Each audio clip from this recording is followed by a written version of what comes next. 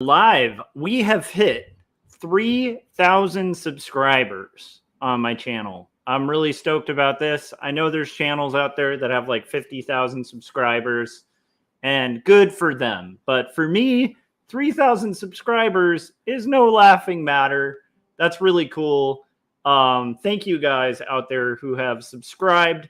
We literally broke that today, and I'm excited because for me, that's a lot of people.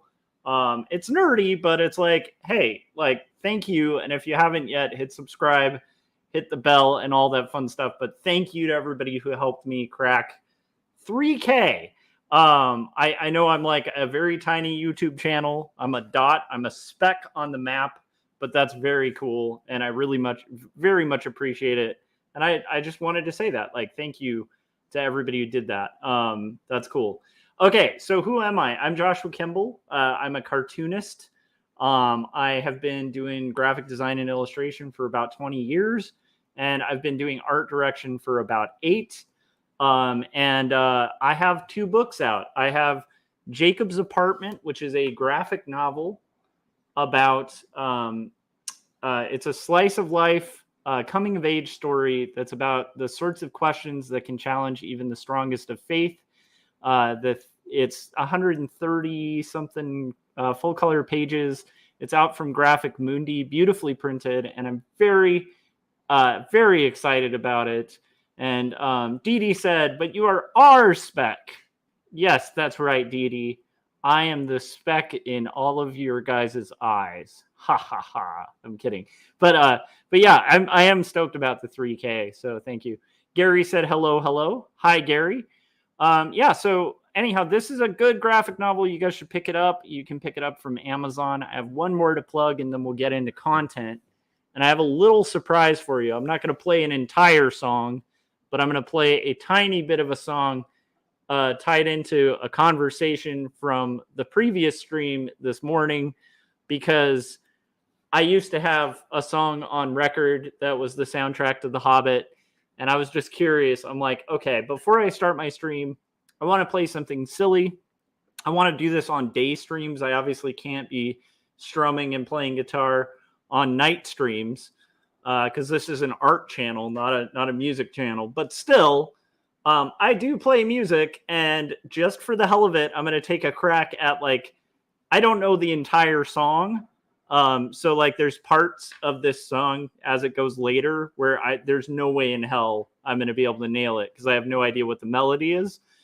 But the main hook of the Hobbit soundtrack, I can probably do. So anyhow, before I get into that, we've got 2 stories, which is my graphic novel about faith and mental illness. It talks about my journey dealing with depression. It's hand-lettered, hand-inked, and can be handed to you in print on Amazon for like a really ridiculously cheap amount of money. Anybody who tuned into my conversation with Jeff Lafferty on the last Artcasters, this was the book that for a little bit was offered for super cheap by Amazon.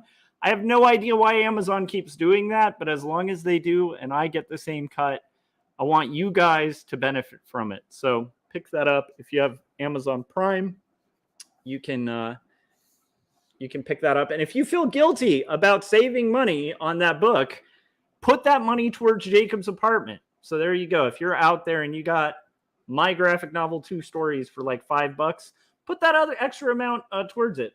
Oh, and then Dee Dee said, because you played us some music and hooked me up with a super chat for $10. Thank you, Dee Dee. I should share that. Thank you. Much appreciated.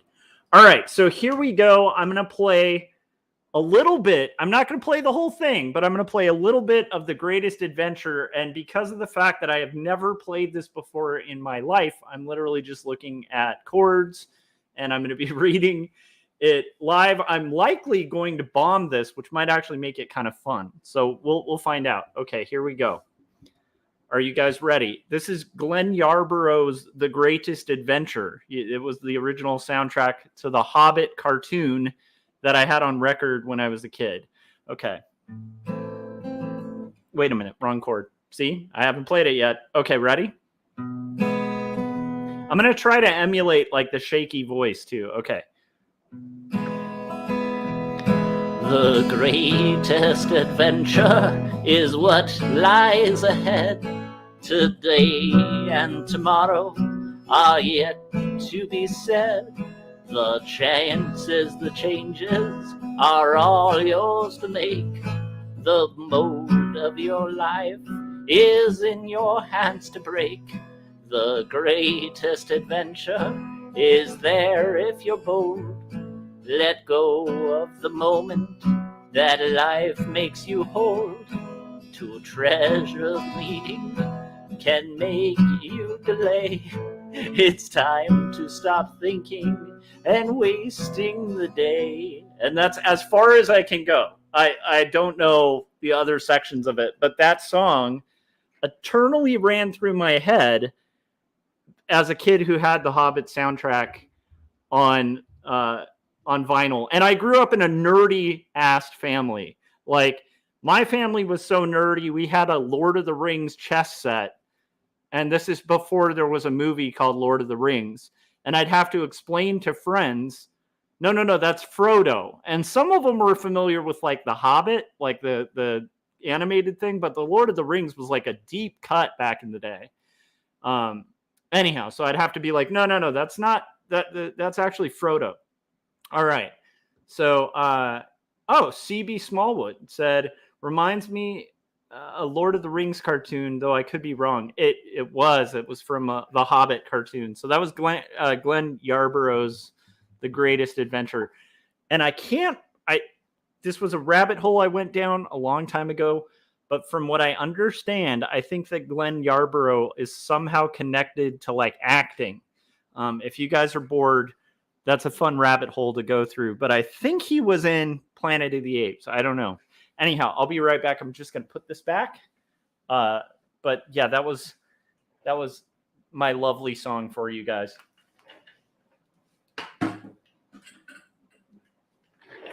Okay, so what are we playing songs for? I'm not a musician professionally. I guess I am technically a professional musician because I do have an album. It's just, and I've made some money on it, not a ton. So I guess that would make me a professional, but I wouldn't call myself like a professional musician. I'm a crappy guitarist, and I had fun. So that was cool, but that is not what the stream is about. It's about this. That is what we're going to be coloring for the rest of this stream. Yeah. Oh, and CB Smallwood of the Wildcat Anthology is joining us in the chats. How's it going, CB? The coveted no prize for me. Sounds great. Thank you. I tried to, did the shaking? Gary, you're right. You must have grown up with that same Hobbit animation. Did that sound convincingly like it? I hope so. So we're making progress. So I colored a lot of this on Gary Hodges' stream this morning. Gary was streaming and we talked about a lot of fun stuff.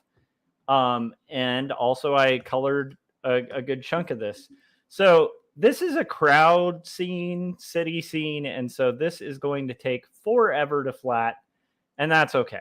And I might even add a little bit of lighting to it. CB said, I love the contrast. Thank you. So anyhow, CB Smallwood, Indiegogo, Wildcat Anthology. What are you guys doing? If you're out there and you haven't crowdfunded or assisted in the crowdfunding of this amazing love letter to like the coolest comics that came out when I was a kid, you need to go get this. It's a fun, awesome anthology, the Wildcat Anthology. There's a lot of people I really dig in it. The one that always comes to mind that I just want to see his stuff in print more is Jan, but there's like a million others. Robert, like a bunch of really good cartoonists are in this anthology. And I think, is Marsh in it? You have to let me know, CB. I thought Marsh was in it too. Anyhow, like a lot of good people from our community are in that book, and it should be crowdfunded. All right. Enough of that nonsense. Now I am going, not that crowdfunding isn't nonsense, just me talking too much and playing music and all of this stuff it's all a distraction from this crazy page that I have to color. All right, I'm glad. Gary said, yes, the Hobbit cover was pretty dead on. Yeah. The only thing it's missing are like the record pops. Um, that's something I fell in love with so much as a kid, having like, we had one of those old record players that was like an actual like little suitcase. And we'd put on like we had Alice in Wonderland on there. We had like all these Disney soundtracks on there. And you just pop on like your good old deep cut of Alice in Wonderland and you'd listen to the record, and then it would occasionally, like some of the records would even have like a chime or a beep that would let you know to like turn a page. Speaking of, I'm going to just virtually make a beep. Beep. Okay, that's my sign to turn the page and start coloring my comic. Exciting. I know you guys, I'm here all day. I'm going to be coloring. I hope you guys are working on comics.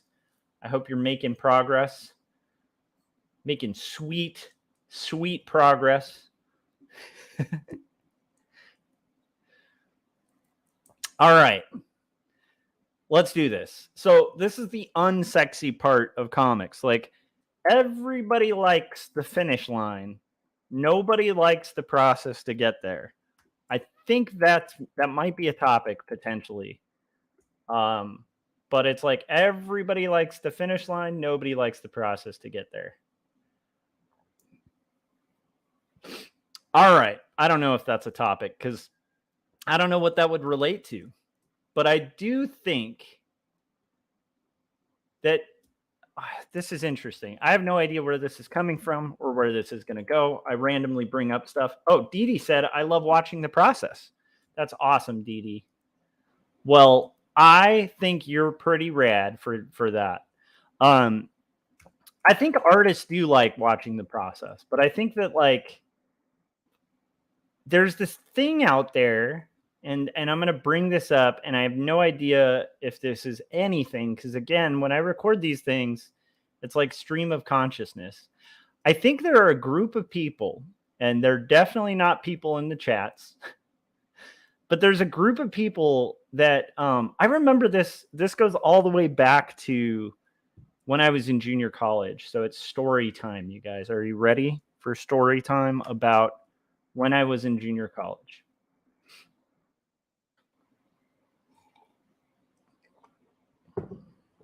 Dee Dee said, thanks. You must need some research, LOL, which I love as well. Yeah, Dee Dee has been very helpful on this book. Like I every time I'm doing roughs or working on like thumbnails, Dee Dee's there with like, boom, like she'll message me like a really cool, you know, she was fundamental in like helping find Arabelle or Arabella, Elizabeth's sister. She found like a really good image of that. And like it, anyhow, this book has required so much research, but anytime I'm doing those research streams, it's been pretty fun.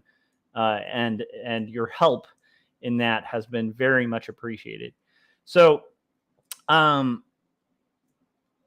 story time. That's what we were doing. I was like, where was I? Okay. So in junior college, I remember studying art and like doing hard stuff. Like your first life drawing classes in general are just like a miserable experience when you have a legit teacher, right? Because you're drawing and they're walking around the classroom helping you learn how to look, helping you do basic things. Like when you first start, you kind of have to do a lot of measurement. Like you're doing this and you're kind of like looking at the distance from like your thumb to the end of your pencil. And you're kind of like, okay, I'm going to rule that. Okay. So it's like 4 of those tall and like 4 of those wide or whatever. And you're kind of trying to figure out like how to take something 3-dimensional in front of you and transpose it to a paper. And it, you know, if people think that that's just like right now in my life, drawing from life is one of the most fun things in the world. I rarely have to do like the good old measure tricks. I'm rarely like struggling to like work out a form and translate it because I've done it enough times to where I can draw. Like I can draw from life and have a good time. But at first, that experience is like hell. It can be. And you're going to have like teachers come by and they're like, you're too tight. And you're like, I don't even know what that means. Like, they're like, loosen up or do more contour. And you're like, what's contour? This is when you start, right? When you start, you have nothing. You have no knowledge to begin with. You're just kind of coming in as like this sponge, and you're going in the trenches and you're learning art, right? One of the most weird things, Dee Dee was saying, yeah, when a teacher is lurking. Yeah, for sure. But like a good life drawing teacher is going to walk by and occasionally be like, hey, this isn't working out. Like, you got to kind of work this way. Or they'll help you by drawing like a section. They'll be like, see what I did there, like with this, like, or they'll draw over your drawing and be like, okay, the arm is off. Like, what it should be is this, like, or you're struggling with foreshortening here, and like walk you through it. Right. But anyhow, my point is, so you're going through it. Dee Dee said nod in red pencil, sometimes in red pencil. So when I was in, college, like going through this hell, I remember occasionally I would like come across like a friend of a friend who was like walking around telling everybody they're an artist. They were dressing weird and cool, and they were telling everybody they were an artist. And everybody in their friend circle would just be like, yeah, so-and-so is an artist. And like, it would just continually be like, this person's an artist, this person's an artist. And then you'd ask them about what they do, and they'd be like, I'm an artist.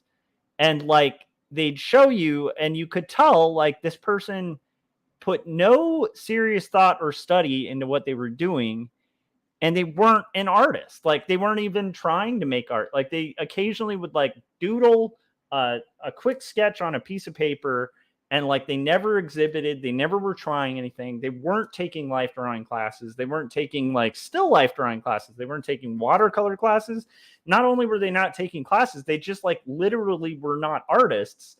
And I don't mean that as like a judgy thing. It's just like anyone who looked at this person's work would be like, this person is not an artist. Like, they're a hobbyist at most.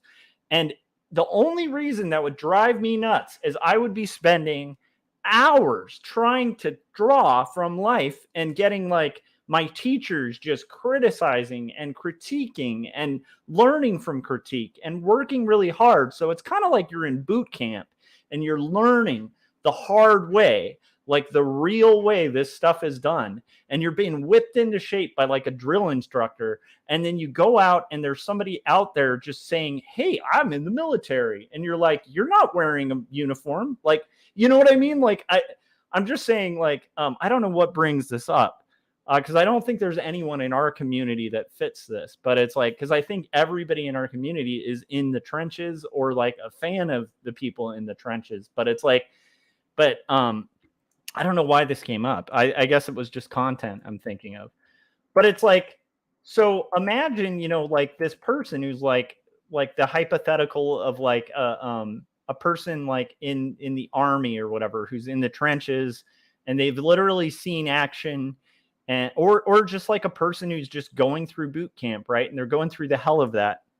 And then they run across somebody who's calling themselves like a soldier or something, and they're like literally doing none of the work. And yet, but they want to like maybe they want to wear uniforms that are similar to soldiers' uniforms or something, but they're not doing the work. Like, they aren't a soldier. And yet so in the country, that's actually literally, like, I think it's like a crime. It's called false valor, right? It's like people who claim they were in the military weren't in the military, or people who claim to be police officers who aren't police officers.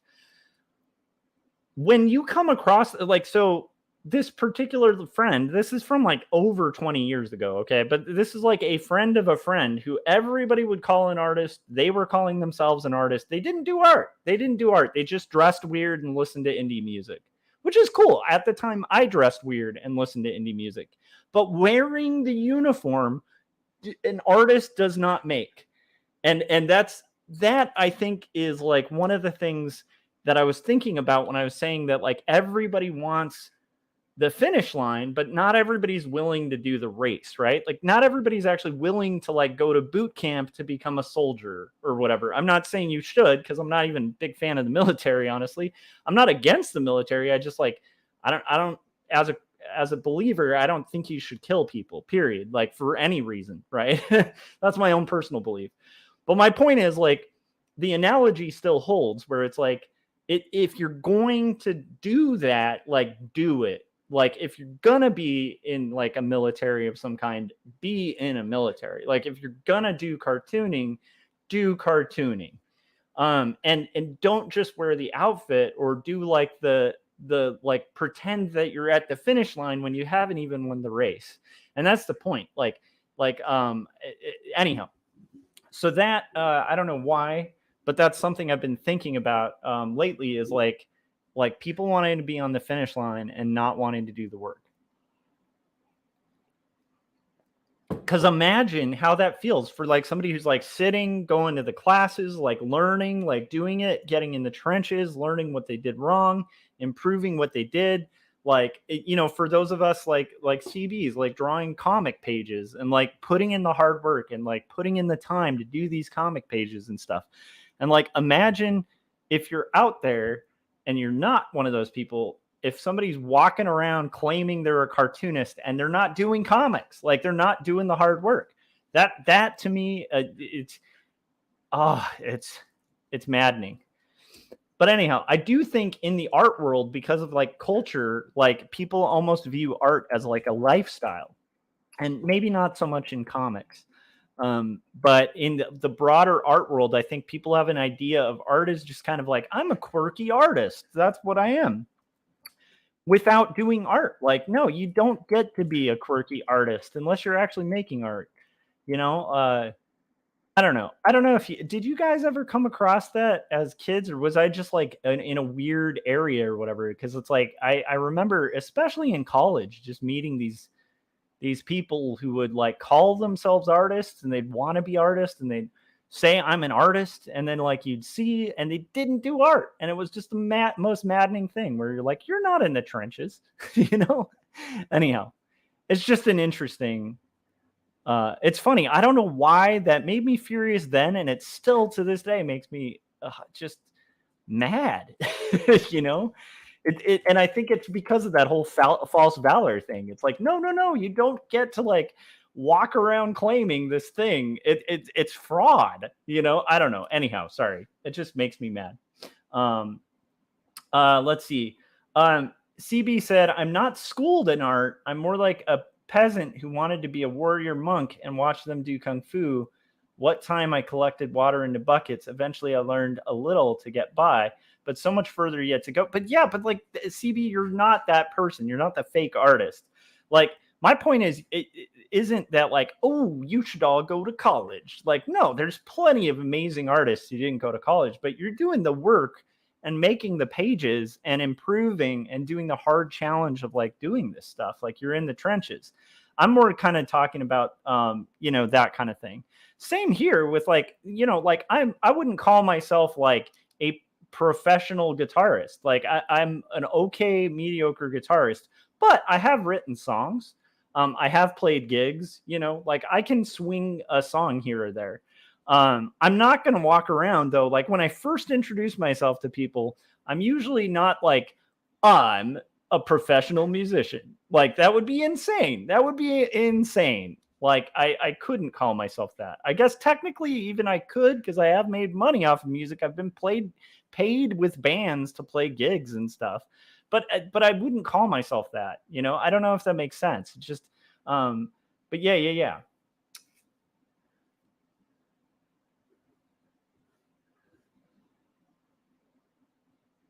CB said, I'm a fraud, but I've managed to fool a few people. No, that's just imposter syndrome, dude. Like that's actually what we all feel when we're doing stuff professionally. It's like when you're even if you're not doing it professionally, even if you're just trying really hard, like and you're getting better at something, like the better you get at something, the more you're going to feel like you're kind of faking it, because like there is this weird thing that happens when you start increasing your knowledge as an artist or as a human being or whatever, where, you know, the knowledge increases and then you start feeling like the reality of like the knowledge you have yet to gain.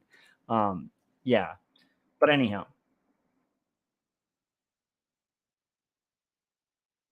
Dee Dee said, "Yeah, Josh, all you have to do is sing The Hobbit, man." That's true. That's true. The Hobbit song is like the most awesome money making thing. But anyhow, like that just used to drive me nuts. I don't know why it came to mind, but you guys have to let me know if you ever came across like people who like called themselves artists, but like really they were just wanting the culture and not the actual thing. It's like I don't know. It's like people who wanted to dress punk, but they didn't like the music, and that's okay. It's just I don't know. It's I there's something I can't really pin a nail on what exactly I'm getting at with that, but it's something, and there's something there, and I have no idea what. Maybe you guys can help me pull some substance out of what I was saying, but it would make me mad, is all I'm saying. I remember going on like group trips with like other friends, and like again it was one of those weird things because it's like when you're in the trenches and you're doing this stuff, but everyone would introduce this person as like, this is so and so, they're an artist, and you're like, but like what do they do? I mean, it used to bug me a lot more than I think it does now, but it's baffling to me sometimes. I don't know. Whereas like if I were like in a group of friends, this is a good example, CB. If I were in a group of friends, which I kind of am, with friends that are mutual friends of yours, and they introduce you and they go, "Hey, this is CB. He's a cartoonist," and then I look at your work, like it's not like there's this big separation between being a cartoonist and your work. Like you are making comics, you are doing the work, so it's like therefore you are a cartoonist. Like it wouldn't be a weird label to be carrying around. Um, but if everybody introduced you and were like, this is CB, he's a cartoonist, and then I look and you have like maybe done like one line drawing or something, um and that's it, like and it's not considered or improving or anything like that, that's where it would be like, what's going on here? Yeah, anyhow. And Gary made a good point too, saying, yeah, CB, you're doing it. Yes, he is. And also Wildcat Anthology, you guys should fund. Yeah. Anyhow, more positive topic. Dee Dee was saying, seriously, you were and are in a band, you were doing it. Yeah, that's true. I mean, like, that's the thing. It's like, I do actually play music. I could call myself a musician. Now, if I went around saying I'm a really prolific, talented musician, that's where, like, I think justifiably like gigging musicians could be like, no, you aren't, dude. Like, you know, but yeah, anyhow. Dee Dee also said it's probably because you worked hard at it and to see others not working. I'm going to share that. Yes. Yes. Get in the trenches. That's what I want to see. I want to see artists, including myself, in the trenches. If we're going to be fighting this war of art, let's fight it. Let's do it together. Let's be in the trenches. Let's do the sacrifices. Like one of the things that, and also I'm saying this selfishly because I want the inspiration. I'm going to say selfishly, I want the inspiration from it. I like to me, I get a ton of inspiration looking at guys like Gary, like CB, like honestly, like Dee Dee, like people who are out there like doing their thing, doing the work, hustling, like trying to get it out there, trying to get it done, trying to do their thing. Like I get a ton of inspiration from that. And it's like what is not inspiring are like people walking around making claims and not backing it up with their work. That's not inspiring. Like it's the opposite of inspiring. I don't know what, I'm not vocabularied enough to even think of what that term would be. the antithesis, no, the antithesis. I don't know. It's whatever the opposite of something is. I'm just blanking out on the term. But like, you know, when somebody's making claims and not backing them up, like I want to see artists out there working on their art. And like I enjoy that. I get fuel from that as an artist. I'm you know, I think that in general, I mean, honestly, everyone can kind of do whatever the hell everyone wants to do, right? Like I'm a big believer in that as well. Like let people live how they're going to live, let people do what they're going to do. As long as it doesn't impede on your freedoms, like why mess with other people's freedoms, that kind of thing. I'm a big proponent of that in general, but at the same time, like I would personally love to see more people make comics. And as Frank would say, as Frank Salazar would say, make comics and not excuses. Like Frank, and I would tell Frank this. Frank isn't the best artist in the planet. He knows that. And Frank's talked about that, right? But Frank is a badass. Like that dude is making comics. He's making comics all the time. He's not making excuses, and he's working really hard, and he is getting better. It's like that's what I want to see. I want to see more people like that. Like make your pages, make your art, and then make the claims, right? Like I don't know. I get inspiration from that kind of thing.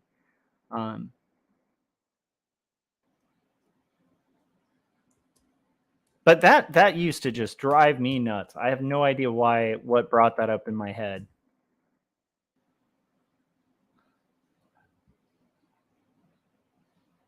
Yes. Okay. Dee Dee's nailing it too. She said, I feel the same way when people say, you are so talented. I wish I were. I ask, how much drawing have you done? And they're like, none. Exactly. It's like the finish line thing where everybody thinks that like artists should be these people who like woke up one day and were like, oh, I've been blessed with the talent, the drawing skills. And and yet like when it's pointed out like no like there is no like beautiful blessing to this thing. It's like just a crap load of work, and I've fallen prey to that too. Like I think I talked about this guy on Gary's stream, but like I know this guy and now I'm blanking out. Oh my gosh, Dave Baker. Okay, sorry. So a friend of a friend, like he's actually better friends with Jim, but anyhow, Dave Baker is an inspiration. The guy is like making a graphic novel a year at minimum. Like it's insane how productive he is. And I did fall into something a while ago where I was like, well, he's just got to be like super fast and like super quick and like no, he's not. He just like literally sleeps less. He is a little faster than a lot of artists I know, but he like works his ass off. Like that's the big trick. That's the talent that is given to him. And I think it's easier for people to kind of look at somebody and be like, oh, this person is just a very gifted like runner, and not look at the fact that the runner's been like running and like breaking their leg and like like literally going through pain and brutal stuff. Like they do that with musicians all the time too, where it's like somebody who's been playing piano since they were like 2 and they're a proficient pianist like when they grow up, and they've been like literally just going through like frustrating like practice and practice and practice and like failure and failure and failure. Finally they can play piano really well, and they play, and then people are like, wow, you're so gifted, you're so blessed. It's like, yeah, well, I mean, there is like an extent to that, because there are people out there who like no matter how hard they try, they're just not going to be musicians. There's a thing in music, at least I think. I think everybody can learn a basic thing about music, but I have definitely met people who can't even clap in rhythm. And if you're missing that, like you're going to have a real hard time learning any music, right? Like if you have no like kind of internal tempo. But even that, like you can kind of train yourself on. But just because that's the case doesn't mean that musicians are just people who were born to be musicians. Like a lot of these people just worked their butts off, and that's like how they got good. So yeah, like much like what Dee Dee was saying, like that can be infuriating to have people be like, "You're so talented. I just wish I had that talent." And it's like, well, okay, it's like when you were at that age, like, and this is a thing that I think most of us did, but it's like when you were at that age where like drawing started getting hard because you had to represent stuff. Did you keep drawing or did you stop? And most of them are like, I just stopped. Like that's when I stopped. Well, there's your word for talent. It's like some of us like loved it so much that we kept going when it got hard. Anyhow, CB said, I think what you were arguing, Josh, is about sincerity and honesty. Be who you say you are, a type of thing. I never understood why people make big claims just to be honest where you're at in terms of skill. For sure, 100%. Don't go around claiming what you're not. You know. And don't do the stolen valor thing. The stolen valor thing is like it drives people nuts. It's nobody admires that. Nobody digs that. I don't see anyone like honestly. There's no one online that I think of when I think of this. Like there's nobody in our community I even think of, and that's not me backing out from like, I'm not even trying like a passive aggressive thing or anything, because I tend to be like. I'm one of those people who like, I'm not passive aggressive. If I'm going to be aggressive, I tend to be aggressive. Like that's just my personality. So if I were like trying to call out somebody in specific that I knew, I'd be calling them out, but no, it's nobody I think of like online that I know. But it's just like a weird, pervasive, I think societal thing where I've definitely met people, pretty much every city I've lived in. And you guys, maybe this will make more sense. At least in LA, you can't go to a coffee shop without running into like 5 screenwriters. Yeah, that's what I'm talking about. The screenwriter who, when you talk to them and you're like, oh, okay, well, what scripts have you written? Like, what plot are you writing? No, I'm going to write the Great American Movie. Okay, but like, what have you worked on? Well, I've been here for 10 years at a coffee shop rewriting the same first page. Oh, okay. And then you meet people and introduce yourself as a screenwriter. Got it. Like, that's the kind of person I'm talking about. Like the person who's just like, they're not a screenwriter and they're going to coffee shops and calling themselves a screenwriter. That drives me nuts. Like it drives me nuts. I tried to tell the pirate joke with drives me nuts and I failed very epically. Speaking of, I called myself a cartoonist at the beginning of this stream, and so far I've played guitar and flatted like half a panel. So I need to get cracking on these flats to call myself a cartoonist. Now this is a weird thing, and this is a personal thing, but I frankly won't even call myself a cartoonist for a day unless I've worked on comics.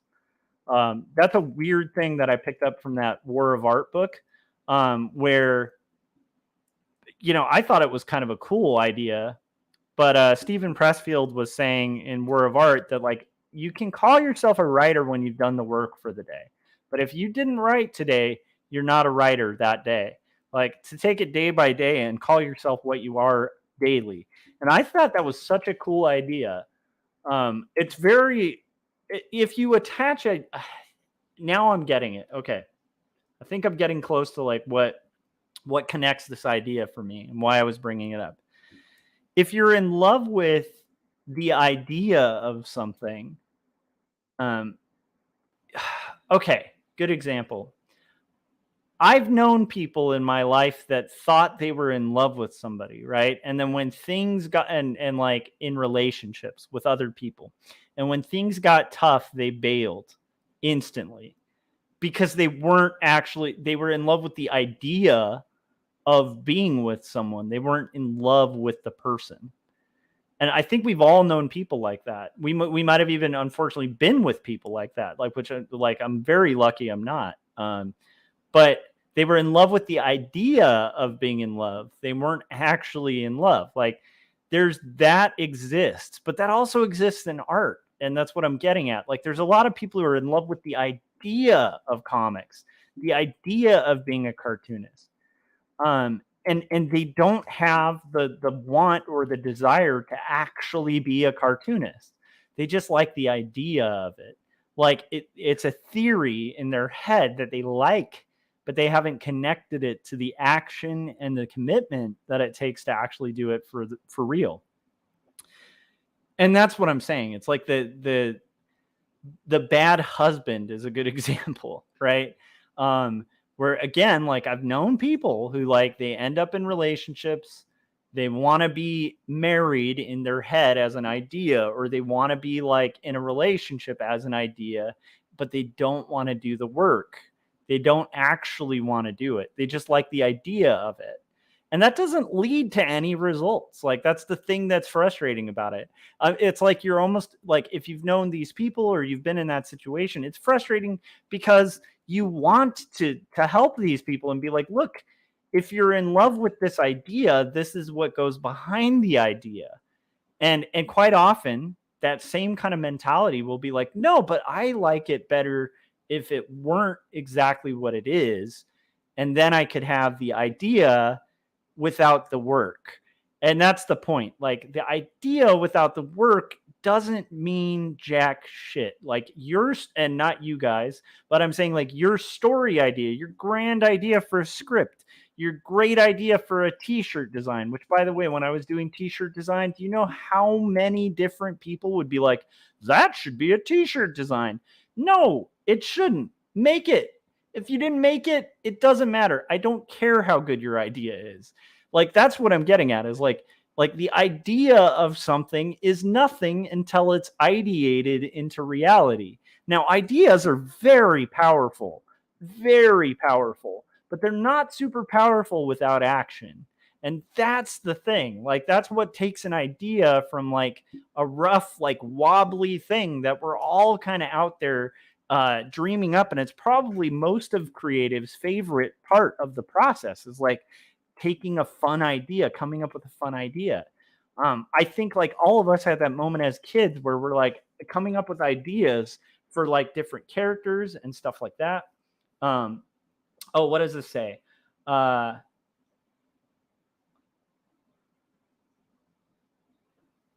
Let's see here. Dee Dee said, I think we're all born with a love for something creative. What we do with it depends on opportunity, practice, and time, but there rarely are these prodigies. War of Art, good book. And then she said, we got Josh all worked up now. And then she said, I can hear Gary in the background. Good thing Squatchy isn't around you, Josh. That's true. That's true. That is true. Squatch would be like, dude, you gotta work. Although we have been getting this done. We're getting this done. But yeah, I think that's the key thing is like the idea of something is different than the thing. Like I can have an idea of like Europe, and until I've actually been to Europe, my idea, while it can be powerful and maybe it can be slightly accurate, is never going to be as full as the reality of it. There are little holes and gaps in knowledge that happen between ideas and reality. And I don't know why I'm getting all worked up about it, but that's a thing that I was gonna say today after singing The Hobbit. I don't know why I'm going on a tangent about it, but it is interesting. So yeah, so that's basically it for my idea on all that fun stuff. Yeah. But that would go for anything. Like if somebody went around calling themselves a plumber, right? Let's say their name was like, I don't know. I was going to make a joke that's very outdated. I was like, let's say their name's Joe and they're walking around calling themselves a plumber. No, I was just kidding. Dee Dee said, what is the dialogue for this page? Okay, let me back out so you can see it. But yeah, if a plumber were walking around, if you had a friend who like everyone introduced to you and was like, hey, this dude's a plumber, right? And then you're like, you just ask them like, oh, okay, well, what was the last time you worked on plumbing? And they're like, well, there was one time in my life where I fixed a pipe. And you're like, okay, but like, what kind of plumbing are you doing? And they're like, no, there's, I fixed one pipe once. You're like, I don't know if that's a plumber. That's all. Okay, so Buongiorno quanto. Good morning, how much? That's the dialogue. And then the other is ma'am. So this is a page that has not a ton of dialogue. It's mostly action.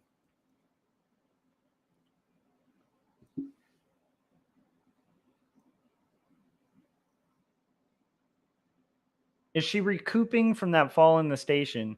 This is kind of she's kind of falling. I think the one thing that I could clarify here is I should have like an action line between her hurtling over and that apple thing. In fact, I'm going to do that as we speak. I'll fix that real quick because I think, Dee Dee, one of the things that's confusing here is that I have failed epically and should now quit comics. I'm just kidding. I just need to add like an action line up here. Let's see.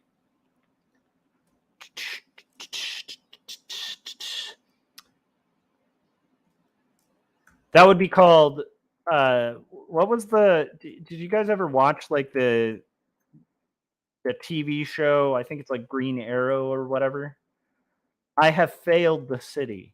I think that's what he used to say. You have failed the city.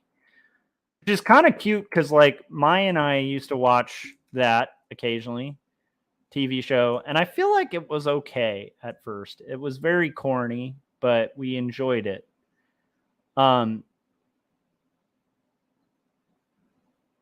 So anyhow, point being, Maya and I watched that, and our son came by and watched it for a little bit too. This is a long time ago when he was like maybe 3 or 2. And there's recordings of this on some, like, if you guys dig back to like old vlogs, I think these might be pre-vloggins vlogs on this YouTube channel.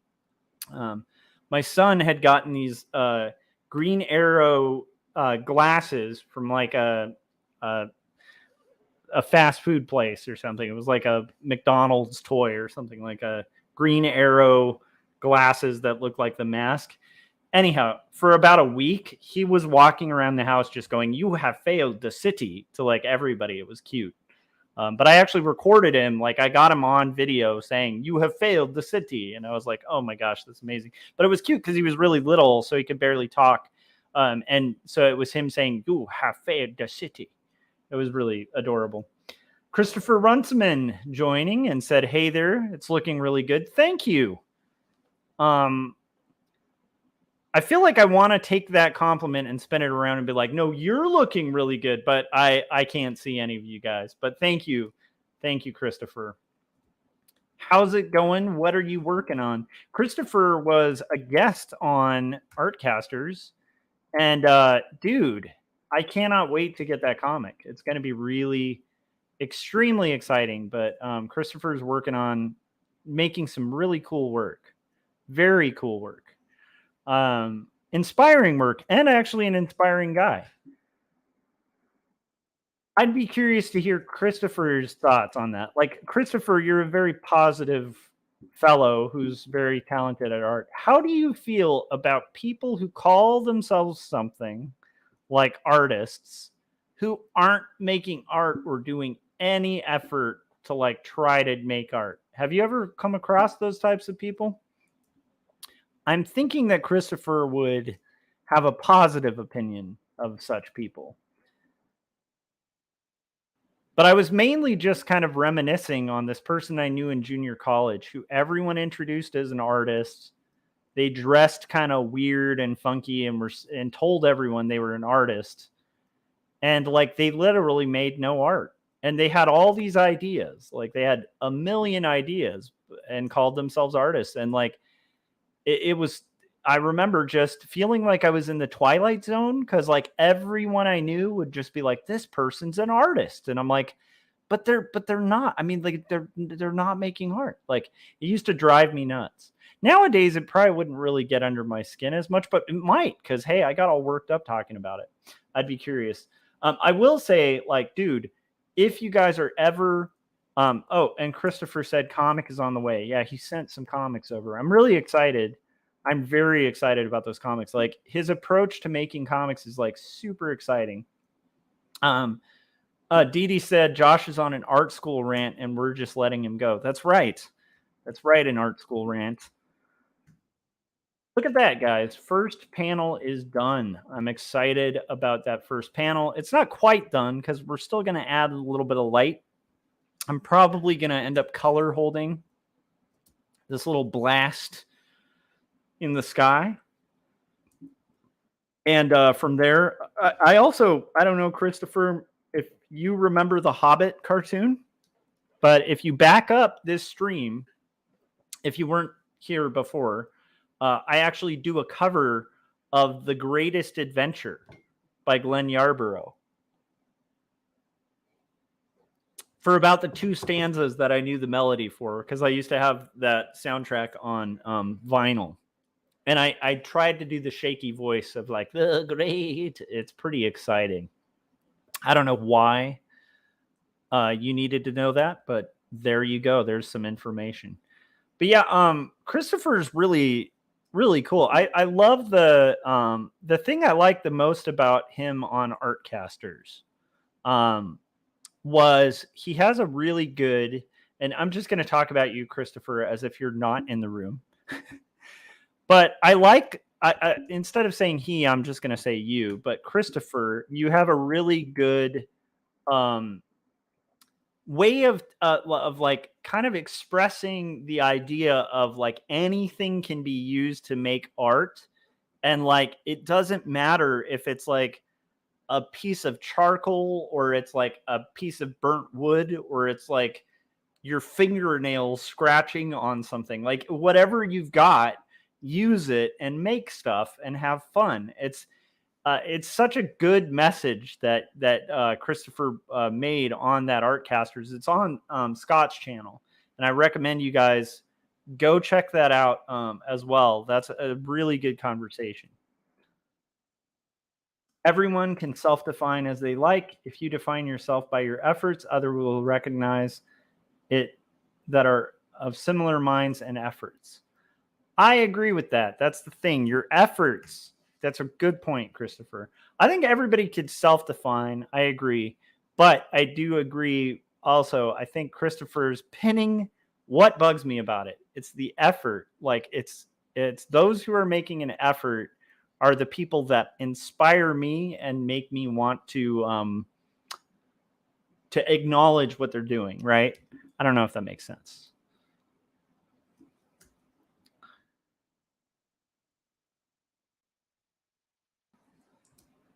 But yes, Christopher is a very positive person. I think Christopher, like I go dark, I'll go negative on things, and Christopher is a very positive guy, and I really admire and appreciate that. Because like I tend to like, I'll go AWOL and go off on someone. Not as often as I used to, but I still have a fiery part of my personality where, you know, I'll debate stuff. I'll kind of get heated. I'll defend myself, you know, in conversations and stuff like that. But I always admire a person who can be a bridge builder, and I feel like that's Christopher. Like I feel like he is a bridge builder. Like he's a person who builds connections with other people, and it's very cool. Also, Christopher has a YouTube channel, which is really cool. Yeah, Gary said, I appreciate what Christopher is saying, but at the same time, I can't go out and say I'm a karate master. You can. Here's my point. I agree with Christopher that you can very well go around saying you're a karate master. But if you're doing that and then you run into a karate master, you better prepare to get your ass kicked. You know, like that's all I'm saying.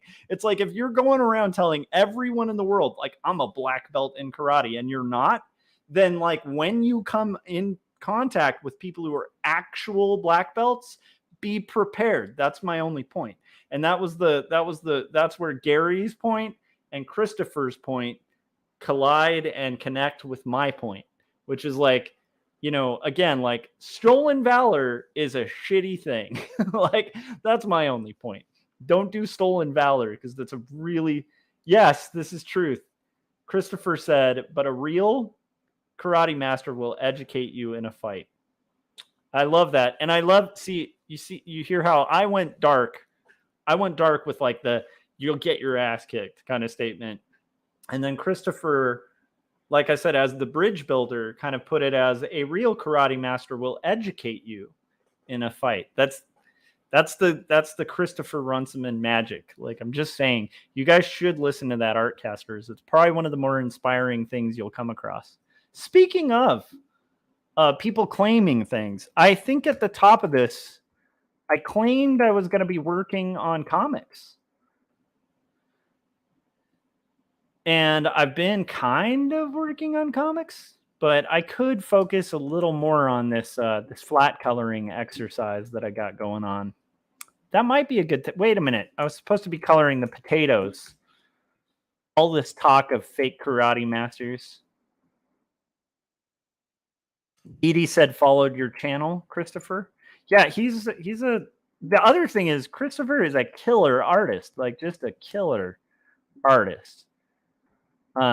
He uses like all sorts of mixed media. Didi, you'd really like him because you do a lot of like collage work and stuff like that. And Christopher like uses like everything but the kitchen sink to make comics, and it's really cool.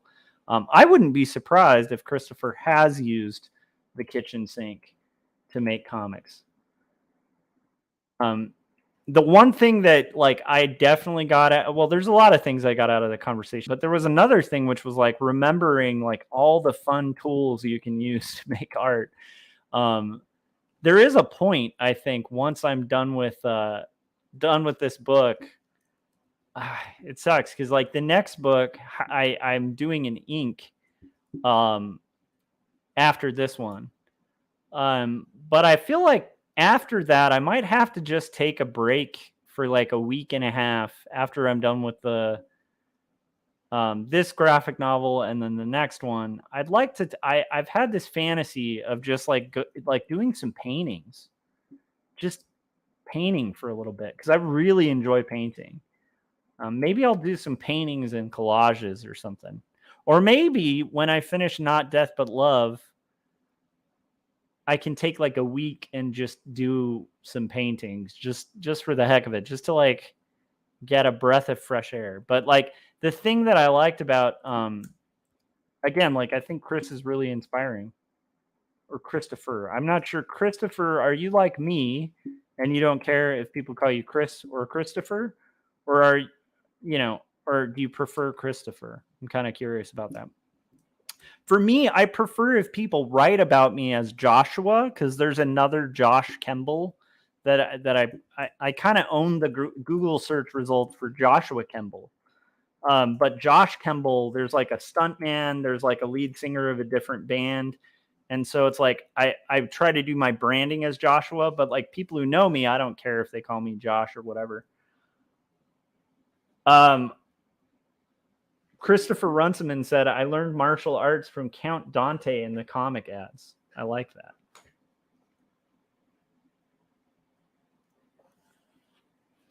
Didi was saying, Mai will say, yes, we need a vacation. Actually, honestly, when I'm done with this book, I do think like a slight vacation just to like, get out and have some fun would be good, even if it's for like a day. I really enjoyed Cambria. I'm yeah. The last trip we took was Cambria, and we met up with like Lujan, and I think everybody on that trip had a really good time. It was like me, Scott Cirkland. Wait, was Scott there? I'm crazy. Scott wasn't there. It was me, Corey Kerr, and Jim Lujan. We did do a meetup though with Scott in Los Angeles. That was fun too. But I feel like I want to do another trip with those people. I think we need to get Mr. Gary Hodges involved in that next one. The next meetup we have, Gary, we got to figure out how we're going to do it. Edie was saying, I thought Scott was there. Yeah. Scott was in our LA meetup. Yeah.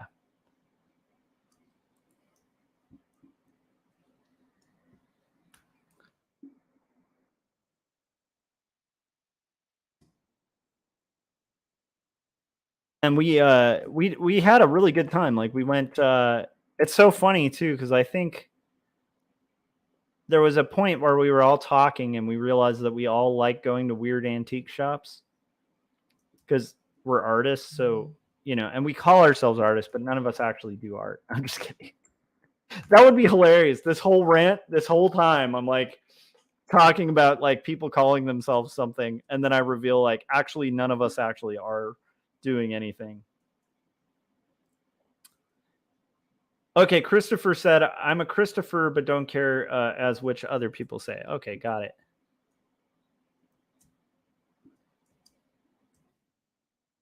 So we are going to do, I think I'm going to do the leaves that are here.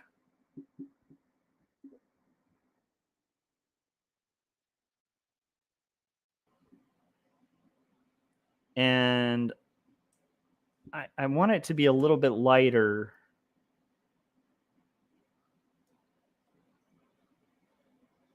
And here's where I've doomed myself, you guys.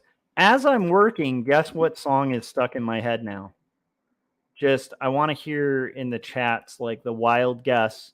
It's the strangest thing, but it's a song that used to get stuck in my head as a kid. What song would I have doomed myself to have stuck in my head for the rest of this live stream? It's sung in a wobbly voice. Exactly. Dee Dee said the Hobbit song. Okay, on the topic of Hobbit songs, have you guys ever heard Leonard Nimoy's Bilbo Baggins song?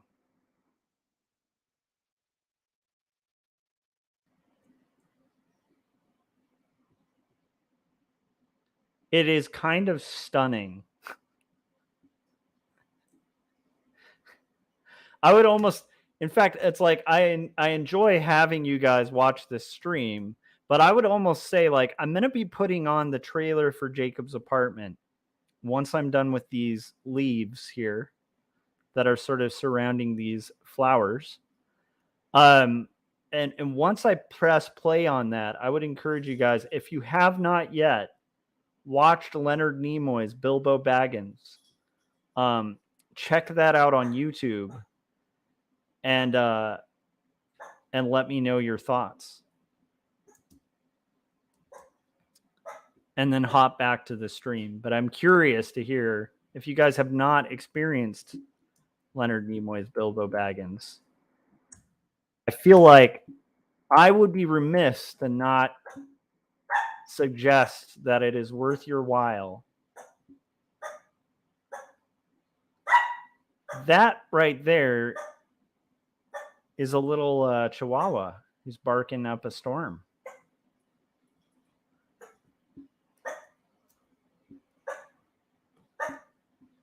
I think these flowers should be the same color as the dress.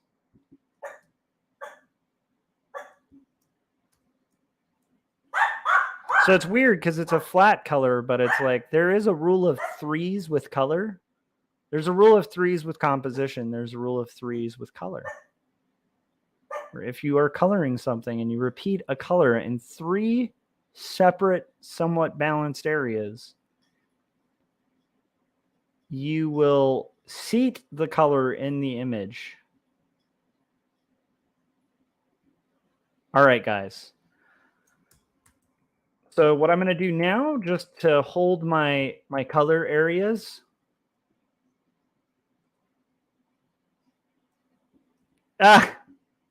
Gary said, I was going to suggest that you cover the Ballad of Bilbo Baggins next. I don't know, man. That's a pretty jammin', fast, like insanely hip song. I don't know if I'm hip enough. All right, you guys, I'm going to put on the trailer for Jacob's Apartment.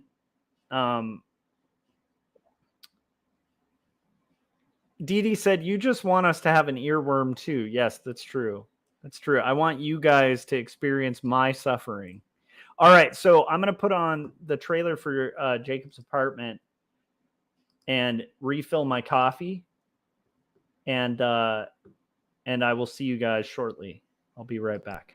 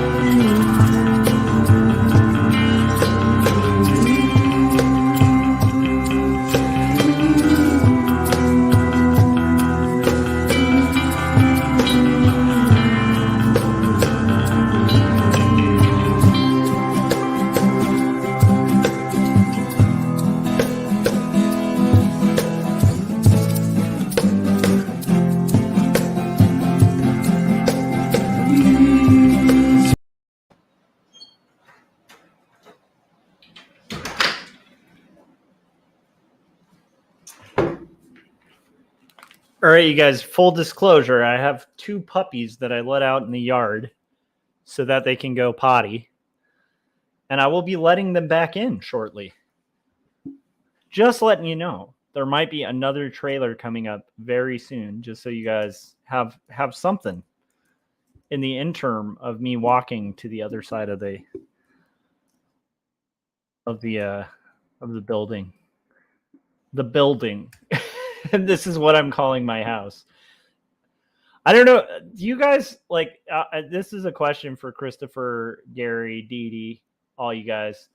Do you guys find that when you're working on art, you end up in this kind of weird, sort of spaced out, almost like stoned, like way of communicating? I have found that I end up a little delusional when I'm working on art. I get a little loopy. And it makes sense because I've been flatting this page since like, I don't know, like 11 or something.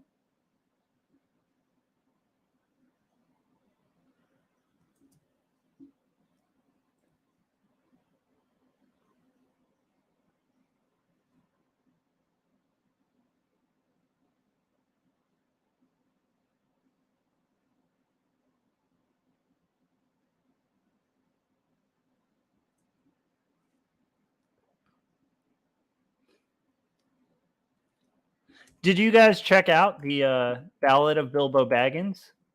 It's incredible. It's like I can't even explain how magical that is. There's things that are so bad that I'm like happy they exist. I don't know if that makes me like a cynical, horrible human being, but it's like there are things that are so terrible that it just gives me joy to think that we're in a world where they exist. And that's up there. It's like it is so just utterly like unbelievable.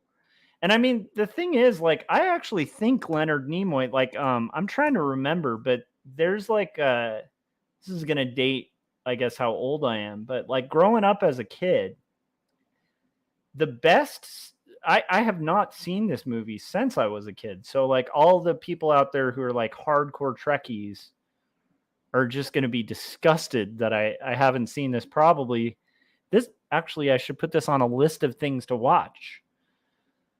But there was a Star Trek. And if you guys, is anybody in the chats like a bit of a Trekkie? Because if so, you can help me with this. There is a Star Trek that I think was the first one directed by Leonard Nimoy that has like whales in it. I think it's like, is it like the second movie?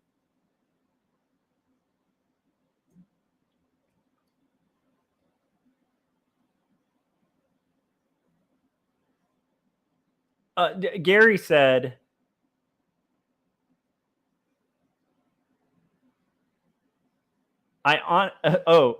Dee Dee said Josh has left the building. Mic drop. This is from a while ago.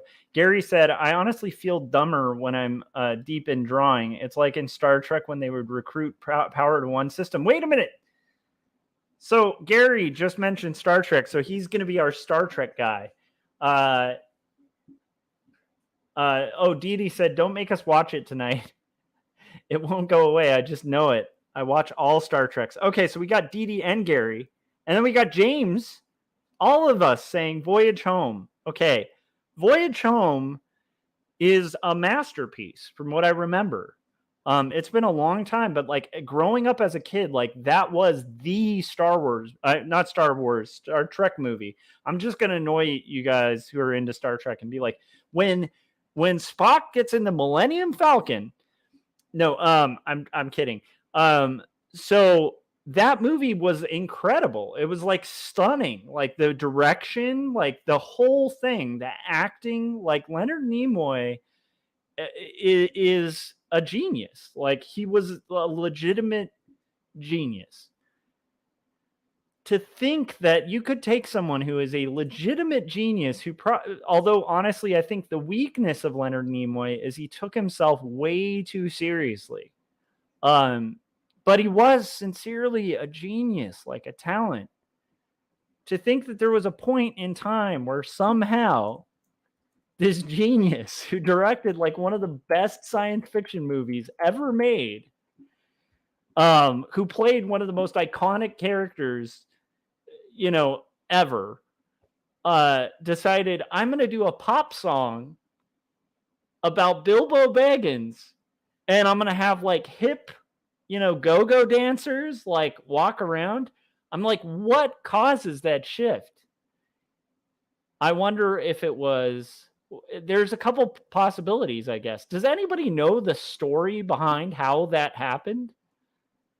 How did that happen? It must be either crap loads of money. Like it must have been like a bucket, like a dump truck full of money just brought to a doorstep, just like, hey, dude, Bilbo Baggins song, we're going to do this. And you're like, I can't really do that. And then the second truck pulls up with just like cash just piled in it. And it's like, okay, I guess I'll do the video. So it's got to be that, or it's the same thing, but it's just truckloads of drugs. And it's like, he does one truckload of drugs and he's like, yeah, I'm not going to do this music video. And then the other truck pulls up and it's just more drugs. And he's like, okay. I'm completely have lost touch with reality enough from that truck of drugs and this other truck of drugs to where now this is a brilliant idea. I'm going to go forward with it. Or it's delusion, right? Where it's like you get famous enough and you get enough accolades and you get enough whatever it is that you're just like, I am going to do a Bilbo Baggins video. Or it's equivalent to somebody like me who's just goofing off and at the beginning of your stream is like, I'm going to cover the Hobbit song. It's one of those things. What do you guys think?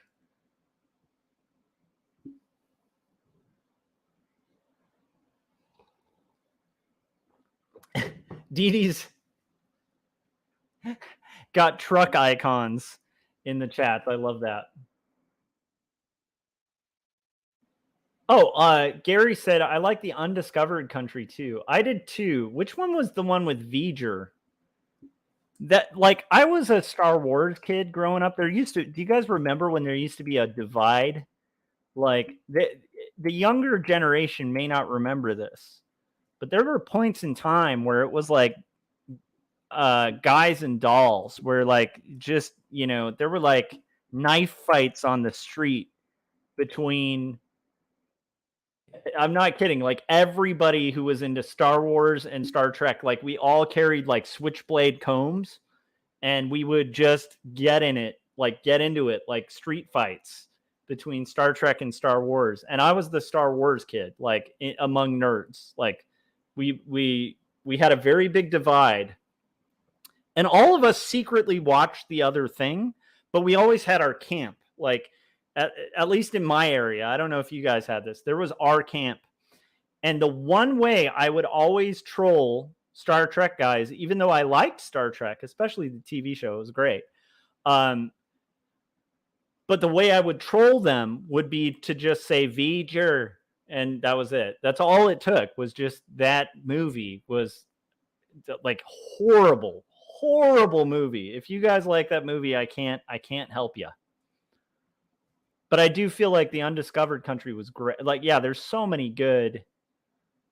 Unless V'ger wasn't the Undiscovered Country, was it, Gary? I feel like the Undiscovered Country was a much better one. I need to rewatch my Star Trek movies. Do you guys also remember back in the day when we'd have street fights over Star Trek and Star Wars? This was long ago. It was like there was like a straight up Thunderdome difference between the two.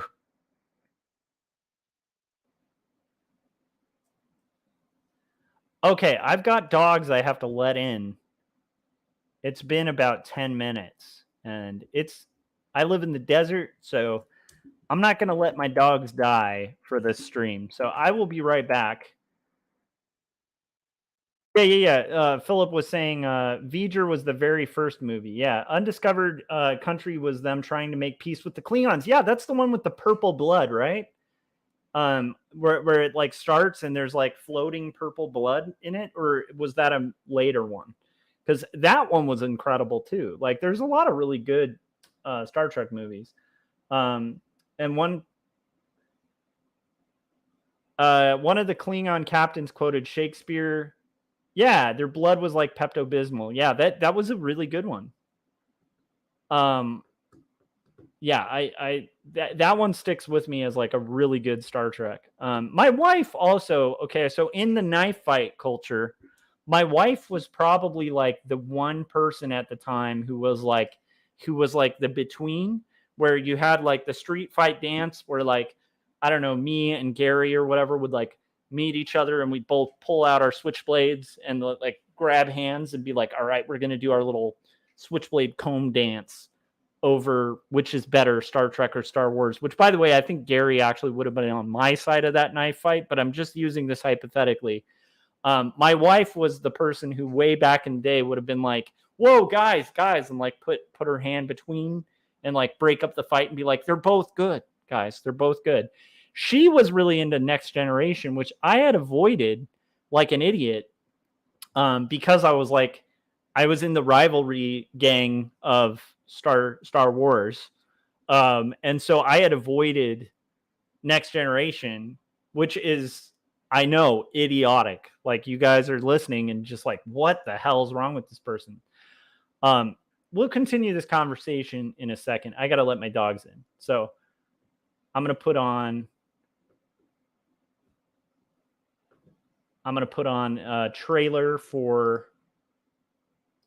I want to put on the Bilbo Baggins, but I think that would give me a copyright strike. So I'm going to go ahead and give you the trailer for Two Stories, the Christmas trailer. Here it is. I'll be right back. Remind me when I get back. We are talking Star Trek and Star Wars and knife fights back in the 90s and 80s. Okay, here we go.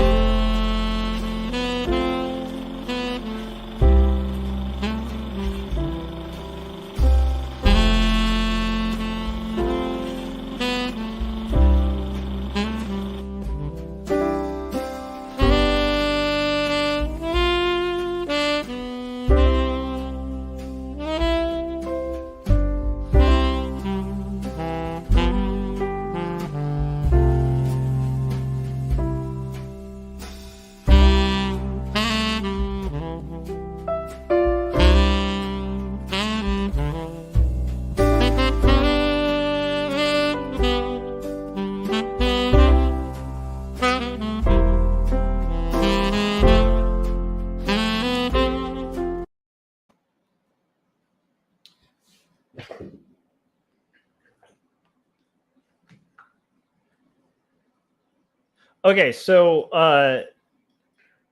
there's so much fun stuff here. Christopher Runciman said Klingons claimed they wrote Shakespeare. Ha!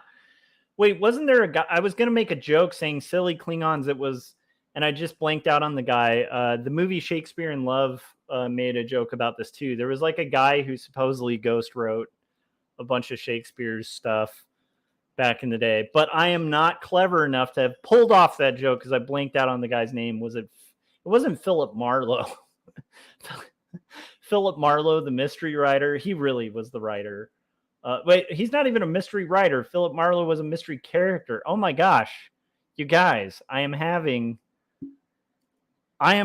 cartoonist brain right now. Cartoonist brain has fully engulfed my head now. Okay, so anyhow, Philip said, I used to hate the motion picture, but it's grown on me over the years. Gary said, I am more of a Star Wars person, but I liked both. I especially liked TNG. Yeah, so The Next Generation is stunning.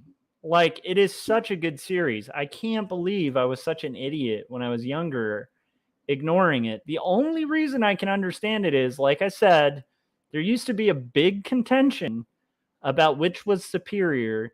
And to this day, I will make the claim that as much as Star Trek is amazing, there's just no fight. Like, Star Wars is just a far superior movie. But I will say they both have their strengths, right? Like, Star Wars, the benefit of Star Wars has always been that they start the ship, they get in, like, Han Solo gets in the ship, starts it to take off to get away from the stormtroopers, and it stalls like an old junker car. That is the penultimate example of why Star Wars was always the best. Star Wars humanizes the whole thing. It makes it real.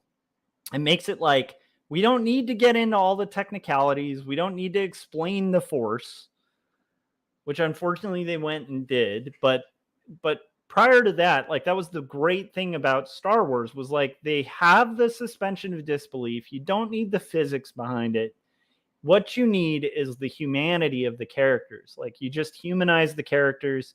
You make it relatable. You have ships that break down. You have spaceships that have had like blasts of bullets on the side of them, and they're not clean and pretty. Not everybody's had a car wash before they film,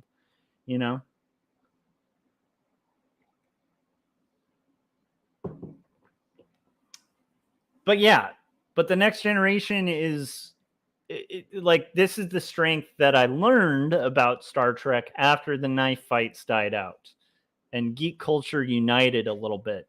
I will tell you guys, man, it's much better now. Like, as contentious as well, I should say it's much better, but there are stupid groups that like get all mad about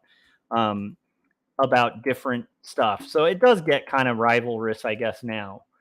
But my point is, I feel like at least with the Star Trek, Star Wars thing, we're not having knife fights anymore. I mean, in the chats, when was the last time you guys had a good, straight up, like, Star Wars, Star Trek knife fight? Probably has been a while. It's probably been a while, but you got to watch out. Like, if you're wearing, your Star Wars outfits at a convention, and you come across somebody, that's in a crew member outfit from Star Trek, and it's not a red shirt. Red shirt, you're fine. Like, if they're wearing a red shirt, you're probably okay to get in an engagement with this person. But other than that, still, you got to be a little leery. But I feel like that era has died out a little bit. Philip was saying that level of drama that people can identify with. Yeah. And then, and Dee Dee said, I love both, but grew up reading Asimov and Heinlein. So Star Trek is like my childhood. Heinlein. Yeah. Yeah, I get it. And like, my wife, like, again, was like a huge, Keith said Han shot first. Darn right he did. Darn right.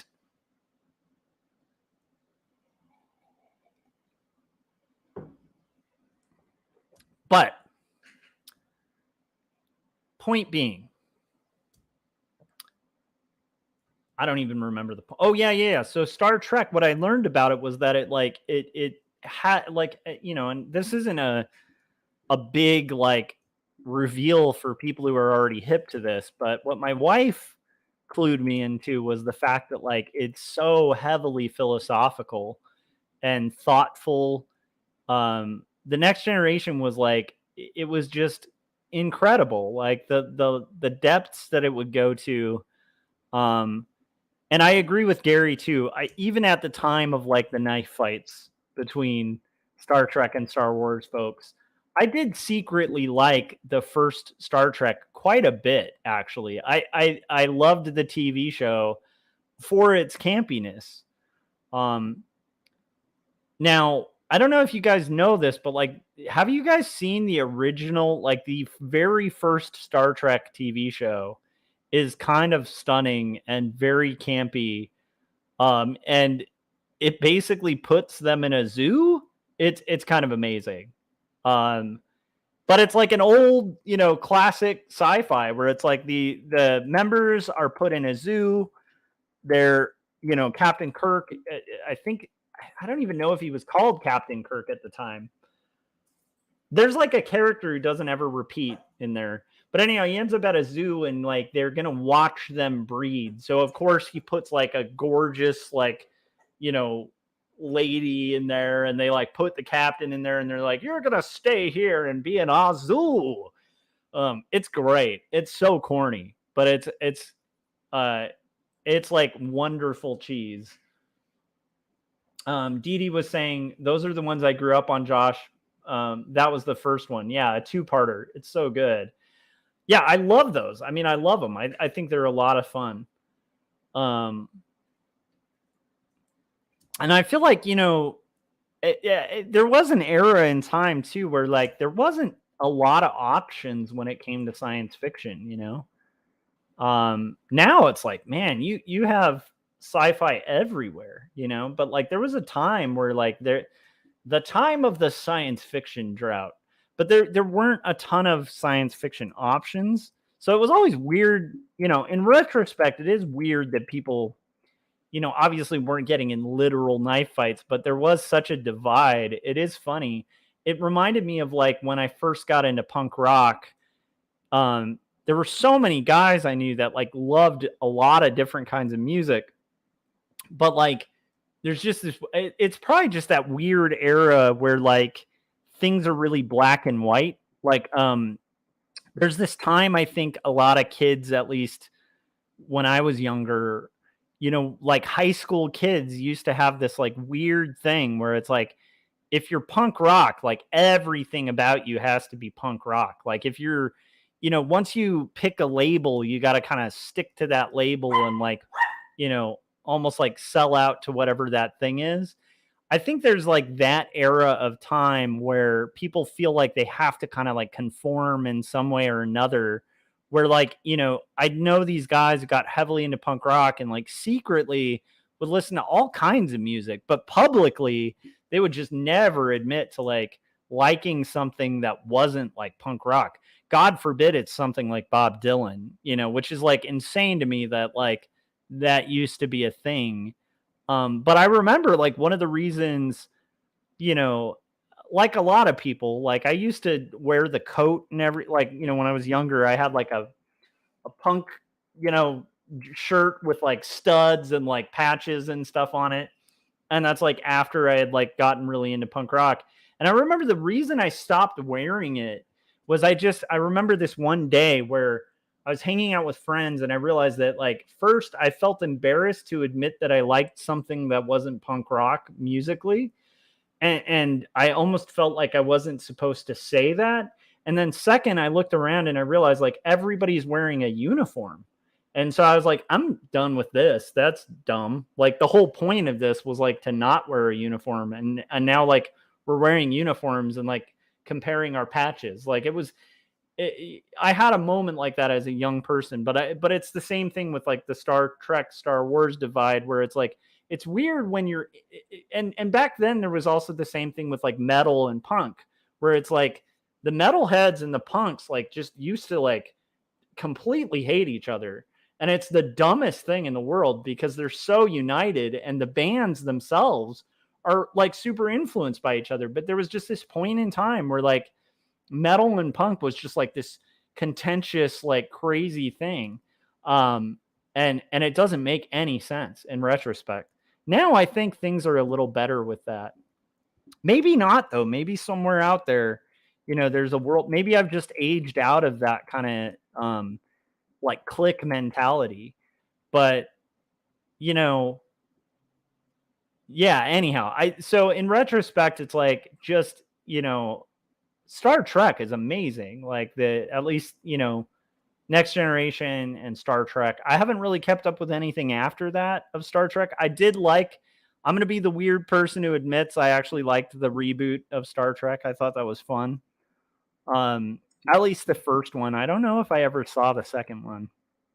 I had some friends who worked on it, and that was kind of cool to like get to this weird age where like people in the credits of a movie. The first time my wife and I saw that. You know, we had like friends who like we went to art school with who like worked on Star Trek. That was pretty cool. You know, I think that was the first movie that a lot of our friends who do costume art were on. And so I remember we stayed till the credits just to see our friends' names. And we were just like, oh my gosh, there it is, you know? Brian was one of the people in there. And like, so we see like this, like Brian Valenzuela, like in the credits. And we're like, dude, we know Brian. We went to school with him. That's awesome. But anyhow, I enjoyed that as well. Like, I don't know if that's a movie like everyone enjoyed, but to me, it was kind of fun because it took like the great things about Star Trek, but it also kind of combined a little bit of punchiness. I have no idea what happened to those. Did they ever? They just stopped making them. I'm imagining.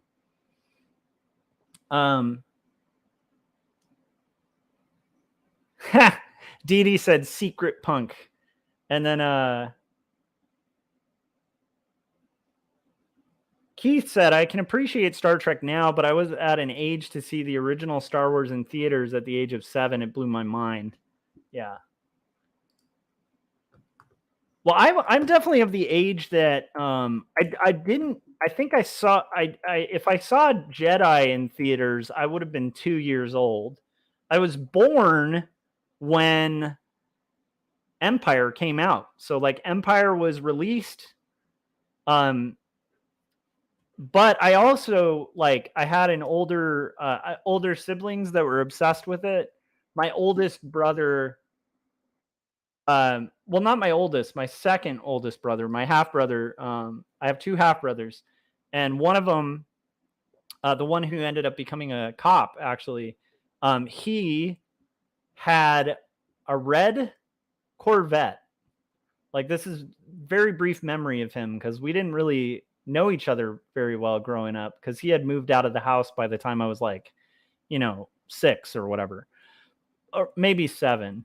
But I do have these vivid memories of like he used to listen to Thriller like on loop, like at our house.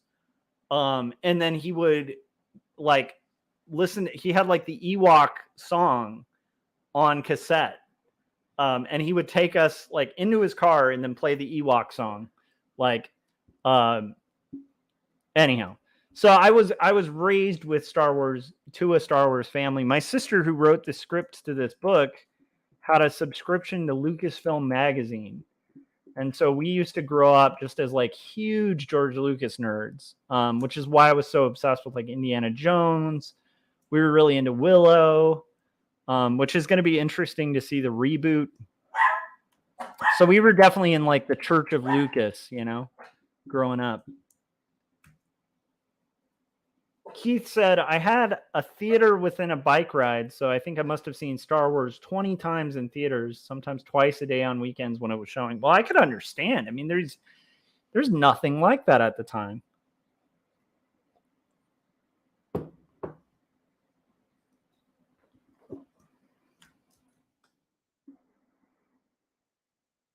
I'm going to have to dig out these photos, but like one of the coolest points of my childhood, there was this point in time where my dad managed a hobby shop. It's after we had moved back from Texas and like the whole design industry had changed. And my dad was like a graphic designer, like back in the day of like Paste Up, like where you would, everything was manually done with graphic design. So like people would use like letra sets and like, everything was like done like cut and paste, like manually cut and paste. And so he had been a graphic designer when we moved to Texas, and then he took a position as like a higher upper management position at a print company. And so when we moved back from Texas, in the like few years that my dad had kind of taken a break from graphic design to take this other position, the whole design industry had just shifted to computers, and my dad was just like done. Like he had like, I think like 4 or 5 college degrees. And so I think he was just like fed up with school. He was like, I'm done with this. I don't need to do this. So he took a gig as like a manager at a hobby shop. And so a lot of the time growing up, my dad worked at this like local hobby shop, like managing it. And he got to know a couple guys who worked for like ILM and Lucasfilm and like were like model builders, because what they would do is like they'd go to this hobby shop, and a lot of them like lived in our area because LA is so expensive and people who work in special effects aren't making like bank. So like this was like an affordable place that was commutable to like LA and Hollywood. So anyhow, a couple guys there worked for Lucasfilm, and they would come in and they would buy like model kits that were on sale, like cheap model kits that they could like scrap and use for parts for like building models for movies. Because there's always like these weird like Japanese import models that they would sell of like Gundam and stuff like that. But this is before anybody knew what these things are. So they would carry them in the hobby shops. Nobody would buy them. And then like these guys who are making models for movies would come and just like buy like spare model kits and just, because they're just going to cut them up and like compile them and make their own kind of Frankenstein models for film. Anyhow, one of the guys had Han Solo's blaster from Empire, and like the actual one, not like a replica, like the legitimate prop. And like he was talking with my dad and found out that all of us were huge Star Wars fans. And this is like, keep in mind, this is long ago. This is before the prequels, all of that. And he was just like, do you guys want to like borrow the blaster for like a weekend? Like, I'll just lend you the blaster. Just, don't damage it, like bring it back. But yeah, you guys can play with it. It's pretty cool. So he brought home, we got to play with Han Solo's legitimate blaster. And I know that if I dig through it, there's all these pictures of me as a child with the actual blaster from Star Wars that we were running around the backyard, like shooting each other with. And the thing I think was like junked with like I think it was compiled, made with like an actual Ruger. Like I mean, the thing was like heavy. It was a real gun that they had kind of modded and like attached like a sprinkler part and all these different like components to. But they were all like heavy. So it felt like a gun, like a real gun. But that's one of my most vivid, best memories. Have I told that story on stream before? Anyhow, that was one of my most vivid memories from like growing up as a nerd. Like that was a very special moment for us, was like being able to actually have like the real blaster for like a good, I think it was a solid week that we had it floating around the house and got to play with it and stuff. Cause like nobody was like doing like the collector replica thing with it. It's kind of a weird era in time. But Keith was saying, awesome, I still have my Han Solo toy blaster. Yeah, but this was like the actual blaster. It's kind of like, it's insane. I will have to dig up those photos.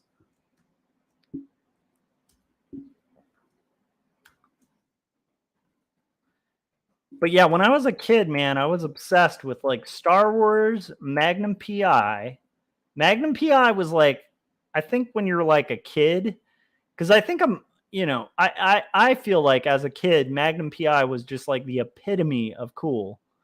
I just thought that car was cool. And rewatching Magnum PI with my wife, like her and I have gotten into the series again, like the original. I don't know. There's supposedly some reboot, but that doesn't count. Rewatching it, I can understand why as a kid I liked it, because the whole show is built on like kid logic, where it's just like, you guys, we have to get in a car chase and like chase the bad guys and then get out and shoot our guns. And like there's not like a ton of, I mean, there was some depth to Magnum PI. Like there was a whole side plot of like him being a Vietnam veteran and like some more serious episodes and stuff. But overall, it was just kind of a fun, let's have an excuse to like chase bad guys and have fast car chases. And do detective stuff, but like mostly action, But anyhow, as a kid, I was just like obsessed with it because it did have the logic of like the kind of games you play as a kid. to it. Like if you were going to run around and pretend to be a police officer or something as a kid, like Magnum PI was like the way you would play that game.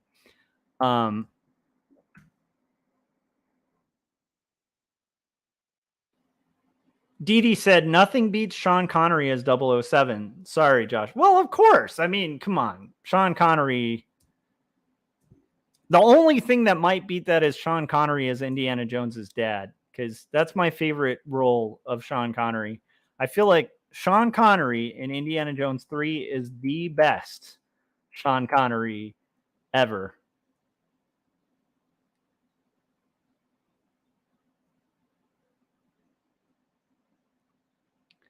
I think I wanted this to, I'm trying to figure out what this was supposed to be, and I think this is like almost like a veggie.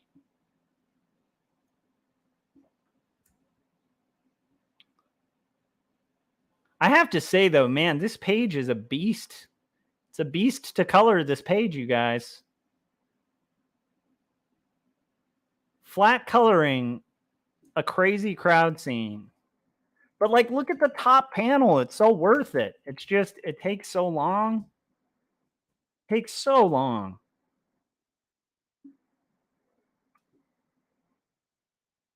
Oh yeah. Dee said, oh my gosh, Philip said Thursday nights my mother and I watch Magnum and then Simon and Simon. Okay, Simon and Simon.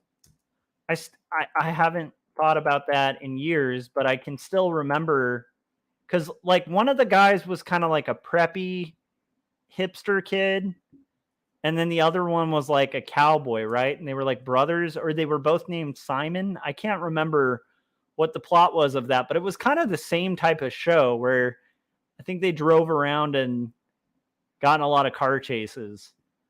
There was like a specific 80s type of TV show that like did that. But anyhow, I still vividly, just you saying Simon and Simon, kind of, I remember the theme song to that had like a rad guitar riff. It was like bow no no down do do do do do do do. I can't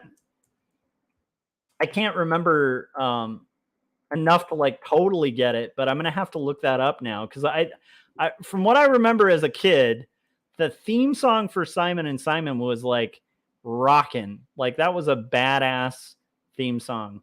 Welcome to my live stream where I'm talking about old television shows and trying to hum theme songs that I haven't thought about in years.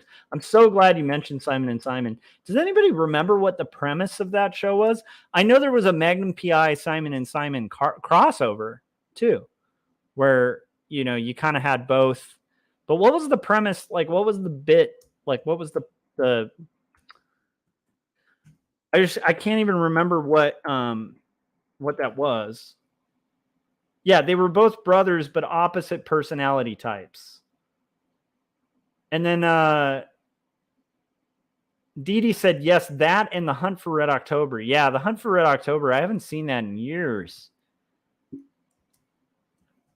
I remember it's the guy, what's the guy's name from the first Jurassic Park?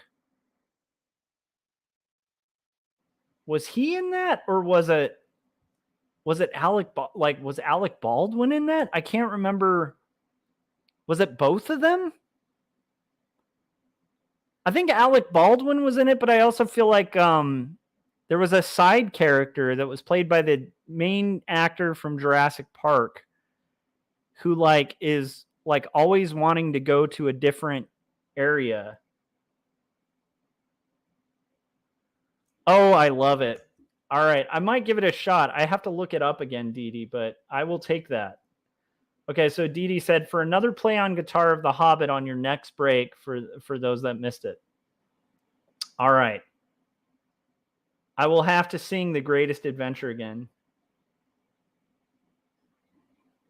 Ciso Poncho 67 said Simon and Simon Detective Agency and said yes, both. And then oh, wait a second. We got somebody on stream. Hold on a second. Here we go. Hi. It's me, Jim Lujan. I love it. How's it going, Jose? What's up? This is Jose Cabrera. That's how we do it in New Hampshire. Hell yeah. What's going on, Josh? How's it going, man? It's been a minute, man. Yeah, it has. I wish I could be there, man. Like, I literally have no car. My wife was out of town. She's on a trip. Jimmy loves to prank you, man. Yeah, I love it. It's hard to hear you. Sorry, man. Oh, no worries, man. Where are you guys at? We're at Cantor's. Hell yeah. I'm jealous. I hope you guys are having some badass food. We are, man. I had a salad. Nice. Jimmy had a sloppy pastrami. That's the only thing to have there. Like, the pastrami is the best. I love it. I always get a Reuben when I'm there. Lonnie still has wads of cash from Comic-Con. Yes. You guys, Lonnie is piles. That's New Yorker money right there. Hey, where's my phone? Hell yeah. Oh man. It's good to see you. It's good. This is great. Jose, where can everybody see your stuff? Like Jose Cabrera, Crying Macho Man. What else? Oh, Crying Macho Man's dead. He died. No. You need to bring him back. I'm in litigation with Clint Eastwood for that movie that he made. Macho Man, Crying Macho. No, I'm kidding. You should be. Jose Cabrera, that's my name. JoseCabrera.com. Hell yeah. Yeah, you do amazing stuff. Like, you guys should check it out. He does incredible, like lately he's been doing really cool posters and books that like teach like they're both in Spanish and in English, correct? Bilingual, yeah. Yeah, bilingual children's books, and they're incredible. So those of you watching, t-shirts. Yes, and look at that color. The color palettes, dude, kills me. I love it. Anyway, it's really good to see you, Josh, man. I'm glad you're doing this and putting yourself out there. Appreciate it. Hell yeah, dude. Well, I'm glad to see you, dude. I hope sometime we'll actually be able to meet up. Yeah, man. It would have been great to see you, but I'm seeing you this way, so it's cool. Hell yeah. Yeah. So this is like we've talked about this on stream too, but it's like for everybody in the chats. So Jose is part of this group called Clam with an M, not N.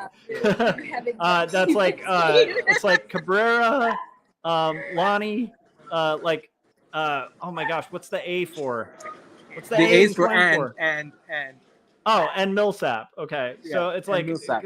And then we Cabrera, Lujan, and Millsap. There we go. Now it's Clam. So there's 3 M's in there. There's Millsap, Montijo, and McGinnis. I love it. And Montino would be for a roadie. So yeah. That's awesome. Oh hell man. You know, we would throw in. We could also do Kemble. We could just with a K, so we can have Clam. I will say, if you guys add a K in there, it's really gonna start sounding bad when you say Clam. Like, oh yes, you're right, man. You're right. Yeah. We're such a BIPOC group. We're different diversity. Yeah. Oh hell yeah. I can't see. Anyway, I can pass you over to Jimmy so Jimmy can be on the show for a little bit. Jimmy could push his way. Jimmy's always whoring himself. So let me just pass him over to you. I like it. Hey, Josh, really good to see you, man. It's good seeing you too. Yeah, man. And, hell yeah. Well, I'm going to pass you over, all right? Talk to you soon. Bye-bye. Take it easy, brother. Hi, Sloppy Seconds here. How can we help you? You guys, this is Jimmy the Lutz, also known as Jim Lujan. His gangster name is Jimmy the Lutz. Yes. Don't alarm him, but Lonnie Millsap's eating something he found on the ground. And it's where you got to just do the whole like, this is delicious. Yes, so well, we couldn't leave you out in the cold, so we wanted to just pop in and say hello, Josh. I appreciate it, man. Cantor's is so good too. I'm gonna mentally just be jealous of your food and company and everything. Not really. Well, we're gonna go back to bonding with Jose. Hell yeah. And I'll catch you on the late night stream tonight. Oh, for sure, for sure. Have fun, you guys. All right. All right. Love you, buddy. Talk to you later. Love Bye-bye. you too. Bye. See you guys. That's awesome. That was a little guest meetup of Jim, who's like hanging out at Cantor's at the meetup that we always do.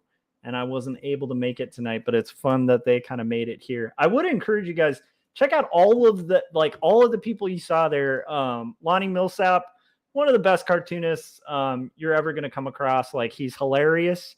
He does a comic called Bacon that you guys should all check out. And also he does frequent single panel strips for the New Yorker. Jose does just like insane illustration work, and the color that he uses is just like mad insane. Like he has some of the best color choices ever. And then I believe at the table, you also saw Jim. And if you guys haven't seen Jim Lujan's cartoons, what are you doing here? Go watch Jim's channel. So yeah, that was a fun little guest spot. Wow, I've been cartooning too long, you guys. I've been cartooning way too long because my brain is starting to say guest spot. And apparently Spotch is like a mix between Spock and I don't know. I can't even justify that one. But that was a mad one. What do we got here? We got Cisco Poncho. Oh, wait. Okay, I was going to take a break, and I'm supposed to play The Greatest Adventure again. Let's see here if I can find the chords. That's the catch. I'd closed out the chords. I love that. Cisco Poncho said, Despoco? Yes, exactly. Yeah, and then Dee Dee was saying Baldwin and the Jurassic guy for Hunt for Red October. Oh, and then Cisco Poncho was saying it was their private eye business for Simon and Simon. Is there a place you can watch the original Simon and Simons? I'm kind of curious. I'd love to see that. And then Christopher Runciman said the Magnum PI song. But I feel like the Simon and Simon one had a really rad guitar line to it. It's I'm gonna have to figure that out. All right. And then that's it. Sam Neill. Thank you. I was trying to remember his name. Sam Neill was the Russian officer, and he was the paleontologist in Jurassic Park. And Cisco Poncho said, Google where it's playing. Yeah, I should do that. Because I would like to rewatch those and see if they hold up. I was pleasantly surprised that I actually do think Magnum PI kind of holds up. That's weird. I enjoy this show. It's very corny and campy and but it's also a ton of fun. Okay. So I'm going to do the brick work here. I want to kind of pull this. Get the brickwork in this building here. And then I'm going to save. And we're going to see if we can get the Greatest Adventure played again one time longer for you guys at the request of Dee Dee, who made a super chat. I will show that super chat for another play on guitar of The Hobbit on your next break for those that missed it. So you guys out there can all thank Dee Dee for this madness that is about to ensue. Are you guys ready? Okay. And I will do it in the voice of Glenn Yarborough. Okay, here we go.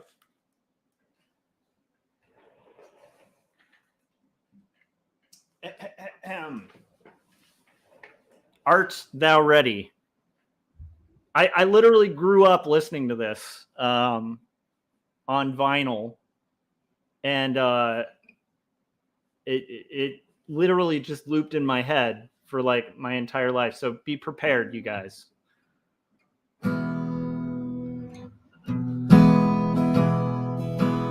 The greatest adventure is what lies ahead. Today and tomorrow are yet to be said. The chances, the changes are all yours to make. The mold of your life is in your hands to break.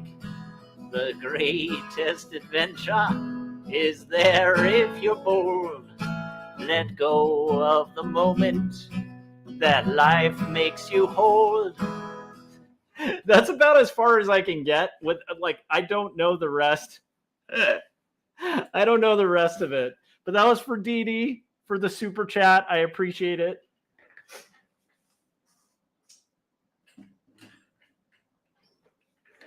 I gave it a shot. But I don't actually know the rest of that song, but that first part of that song just plays in my head on loop. All right, so that being said, I am going to actually disappear for a second, and I'm going to put on the trailer. Dee said, see what a super chat can get you. 100%. It is amazing what happens when people drop some cash. I'm sorry, Christopher. Christopher said, I was drinking tea. I'm sorry. I can just imagine what happened to that tea when you heard the Glenn Yarborough. Rankin Bass did the animation. Same guys who did the 70s holiday specials. Yes.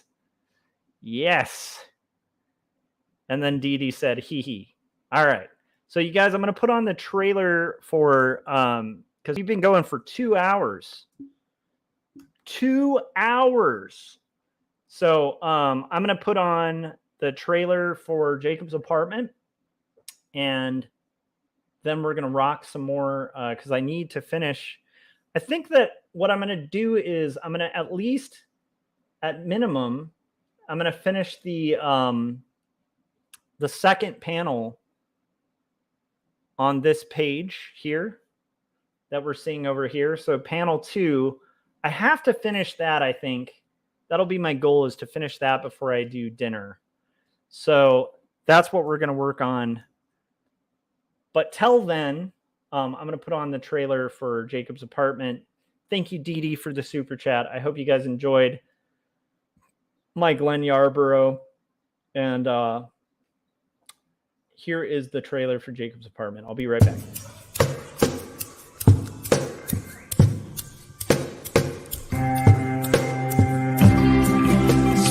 Clearly it seems that only in dreams can we be these things we've seen and walk around breathing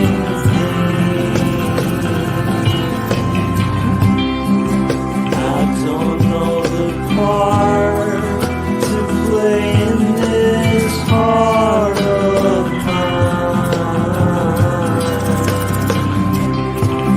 There's dissonant things, they split at the seams.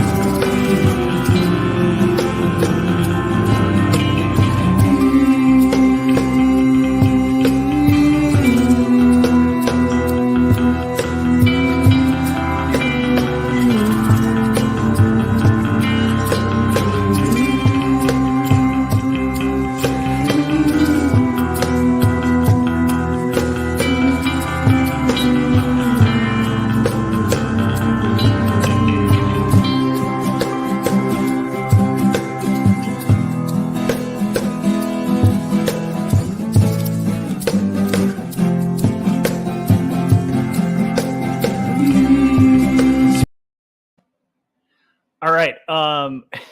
Christopher said, We will have to jam sometime to the theme song of the animated Robin Hood by Roger. Oh my gosh.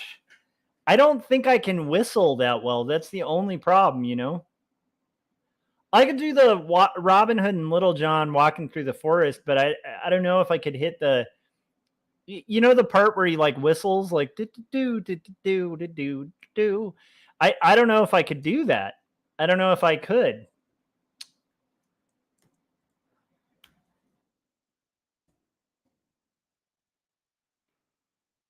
But I'll have to kind of check and see if that's something I could figure out on guitar. Cisco Poncho 67 says looks interesting. Yeah, so that's Jacob's Apartment. That's my graphic novel. It came out from Graphic Mundi, and it is out. It is currently out. It's a comic book that I'm super proud of, and it's available at every bookstore currently. So that trailer is from like back in May, before May, when it was going to be released in May, and it ended up being released in June because of the paper shortage. But yeah, so Jacob's Apartment is definitely a comic like I would like people to check out and purchase. It kind of gets into the types of questions that can challenge even the strongest of faith. And yeah. Christopher said he can whistle that. Oh my gosh, Christopher, we're gonna have to rock that business for sure, man. That would be incredible.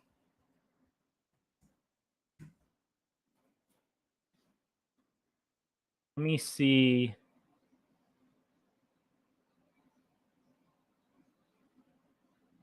Christopher said, sad but true. And then he also said, that's a great promotional video for your book. Thanks. Yeah, I cut that together just because I think book trailers are a really good way to give people a flavor of a book. I made one for 2 Stories a long time ago. The one I play on here, I should really load up the better 2 Stories trailer. The problem is the 2 Stories trailer that I made uses a song that is on one of my like my only like solo album that's been released. And because of the system that I use to release the solo album, it like it's like got an algorithm that goes out there and can tell if anyone's using that song, and it kind of pulls monetization from whatever song is used. And that's really advantageous because if somebody's like using your song, you know, it doesn't like get them in trouble or anything. It just pays you for like people using your song. The downside is when it's you using your own song, the algorithm has no way of knowing that. And so what it does is it'll like demonetize my video on YouTube, and then it sends the monetization to the system that I'm using to release the that I have hosting the album. So it like delays the monetization of my YouTube videos, which is just kind of annoying. So I just play the Christmas trailer instead. But I mean, at the end of the day, like it's still like the income from it still gets to me. So I really should probably just play that that full 2 Stories trailer. The only reason it doesn't do this with the one that's on the Jacob's Apartment trailer is that's from an album that's yet to be released, because I only have like about 6 or 7 songs completed for that one. And I want to get like 10 knocked out. My goal was actually to do it by the end of the year, but obviously like when I got the book deal for this, a lot of things had to get dropped because, yeah, I mean, these 230 pages aren't going to draw themselves. That's a long, boring story. Just for those of you who'd really want to know a long, boring story. But thank you, Christopher. I learned a lot about animation from Corey Kerr, a friend of the show. Corey and I used to do a show called the 48-Hour Art Check. And we were also doing a review show called the Indie Review Show together. And then Corey's on my live streams quite often. But that was made just with Corey talking about After Effects so much. I kind of taught myself a little bit about After Effects and cut that promo using After Effects. And I'm kind of forever in debt to Corey because I've used After Effects at my work too. Just from like Corey talking about it so often. And he also has a ton of like helpful tutorials on his channel about After Effects. So if you guys ever want to like make an animation or whatever, and you're familiar with like Photoshop and Illustrator, After Effects is like that, you know, for sure. Like the logic of it isn't that far from other Adobe programs, so it's not a really heavy one to pick up. Dee said, did you see Corey's video when he lost his phone driving down the road, Josh? Yeah, 100%. Even before he released that on YouTube,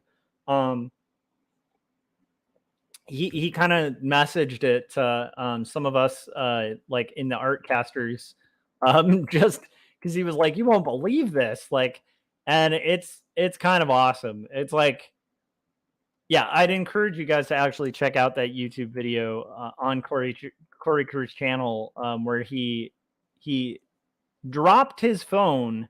He had his phone rigged up to the top of his car for filming a scene in a live action section of an animated and live action movie that he's working on. And the phone was like rigged, and then he dropped, like the phone fell off of the car. And to see the results and the resulting footage that came from that, you guys should check out Corey's video on it. I don't want to spoil it, but it's pretty hilarious and awesome. And we were kind of joking with Corey that like we're surprised it wasn't Corey, that it was his phone that fell out of the car. Just with Corey's luck, he's had so many just unhappy accidents in the last few years that we were like, well, at least this time it wasn't you, it was just your phone, you know, like but anyhow.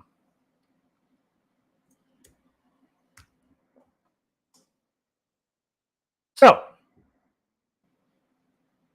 we have some fruits.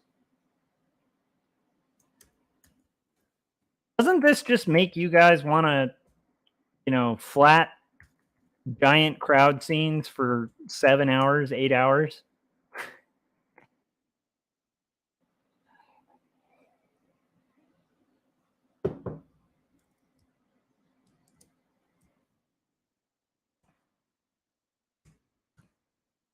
Okay.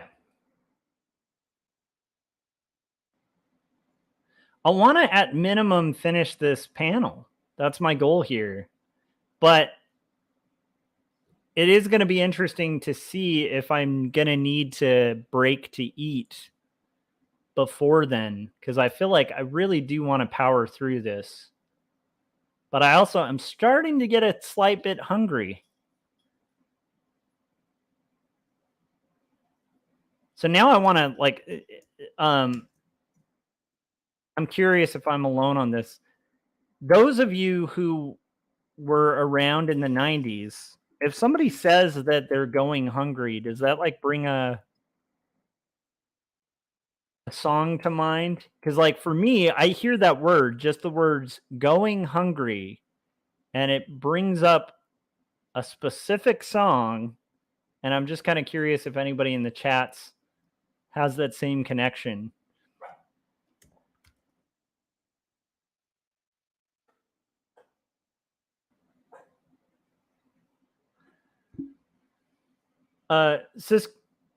Cisco Poncho 67 says, I watched Coloring with Kurt. He was talking about it, but hey, some pay for it. Yeah, that's true. Dee said hungry eyes. Kind of close. But if I hear somebody say going hungry, I haven't heard it yet. I want to give like 2 seconds. Cisco Poncho said STP. Close. Warmer. We're getting closer. Okay. Hunger Strike, right? Hunger Strike. It was what was that band called? The dog. It was now I can't believe I'm forgetting the band name. But yeah, I'm going hungry. It's I don't mind stealing bread from the mouths of decadence. Right? Temple of the Dog. Temple of the Dog. It was Eddie Vedder and the lead singer who just passed away from oh my gosh. I have cartoonist brain. I'm blanking out on the lead singer now. He was later in Audio Slave or something, but the band before was like an iconic 90s band.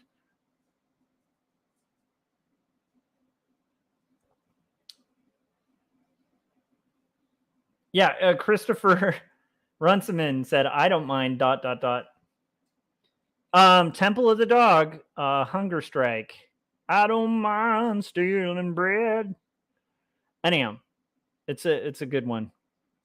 It's actually a damn good song, too, I will tell you. Temple of the Dog was like the side project. And why am I blanking out on the lead singer? He was a great singer, too. Like a damn good singer. Philip said, oh, Chris Cornell, thank you. Thank you, Cisco Poncho 67. Chris Cornell. So Chris Cornell and Eddie Vedder had like this little side project called Temple of the Dog. And it was very 90s. It was like a 90s super group. But their big hit was that song Hunger Strike, I believe, is what it was called. But it was, yeah. I'm just gonna, I feel like this is one of those like, remember the 90s.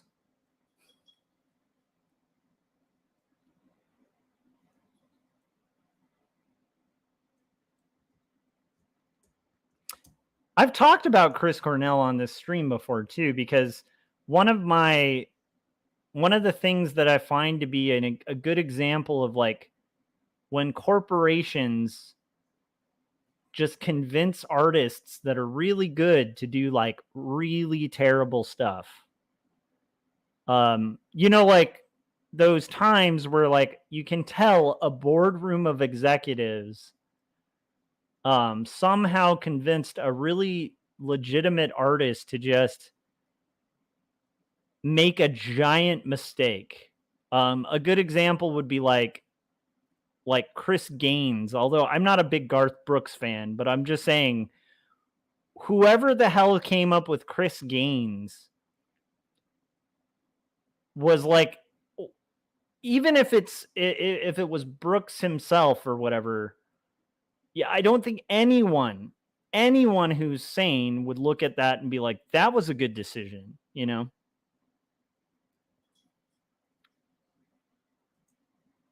Chris Cornell has one of those things. He released a hip hop album, and it is one of the worst things I have ever heard in my life. It is awful. It is like delusional, just strange things. And I think I really am convinced that it is the product of a boardroom of executives who are like, look, Mr. Cornell, you're a brilliant singer. What you need to do is get in touch with the kids. Kids these days, they're into hip hop music. You need to make a hip hop music album. But it's it is. If you want to retain a good memory of Chris Cornell, don't listen to that album. But if you're like a fan of just a terrible mistake recorded, even somebody as good of a singer as Chris Cornell they can err and make a misstep. That's pretty terrifyingly bad. Almost on the level, like it is a Bilbo Baggins ballad level mistake. It's a Ballad of Bilbo Baggins level mistake, you guys. And it is equally one of those things that is so bad and so terrible that it kind of makes me glad that it exists.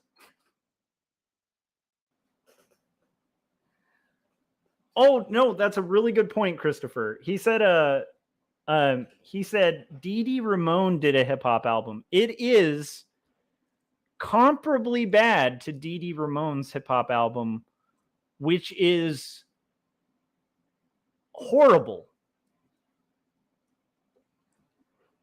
Yeah. I'm glad, Christopher, you brought up Dee Dee Ramone's hip hop album too. That was I think that was Dee Dee's idea too. I don't think that one came from execs. I think that was Dee Dee just being like, you guys, I do really good hip hop. I'm going to do this album. From what I've read, I think that was actually Dee Dee pushing for that one. Dee Dee said, you need a sandwich, Josh, LOL.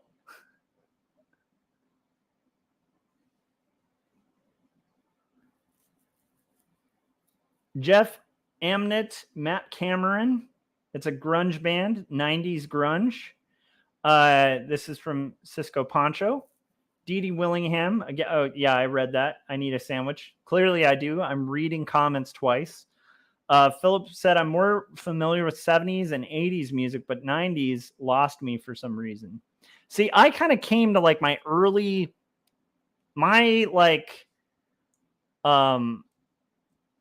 my big connection to like music, you know, that core age when you're like, you know, in your early teens and you like are listening to albums. Like if you're a nerd like me, it's like I would light incense and like put on an album and like think about all my sorrows and really connect with like different bands. And if I had a crush on a girl or something, I'd be like listening to like, I'd be reading the liner notes of these, you know, albums and like putting on like the Smiths and just like getting all depressed, but like in a fun, like teenage introduction to like feeling things kind of, you know, time. That all happened for me in the 90s. And so like, you know, I have like a real fondness, you know, for the 90s, you know, even though in the 90s, I was getting really into a lot of bands from the 80s, you know, like the Pixies, which was like this giant discovery when I was, you know, young, where part of what got me into the Pixies was Nirvana. The reason I checked out Fugazi was Nirvana, because I remember I was reading I can't remember if it's Rolling Stone or Spin Magazine, but there was a picture of Kurt Cobain in it with Fugazi written on his shoe. And I was like, like the term from, you know, a thing. And then I heard Fugazi and I was like, oh my gosh. And then I discovered Minor Threat through Fugazi. It's like, it kind of was, so grunge music was like a gateway, you know, that I got into Sonic Youth, all of that stuff. And then that was like a gateway drug into like the real like heavy punk rock. Christopher Runciman said it's a tribute song and album to the lead singer that passed away from a band. What was that band called? I'm trying to remember the, not Temple of the Dog, but it was before Pearl Jam. Pearl Jam, the band minus Eddie Vedder, was like a totally different band. And the lead singer had like died of like a heroin overdose or something. And I'm blanking out on that band's name too. Cause yeah.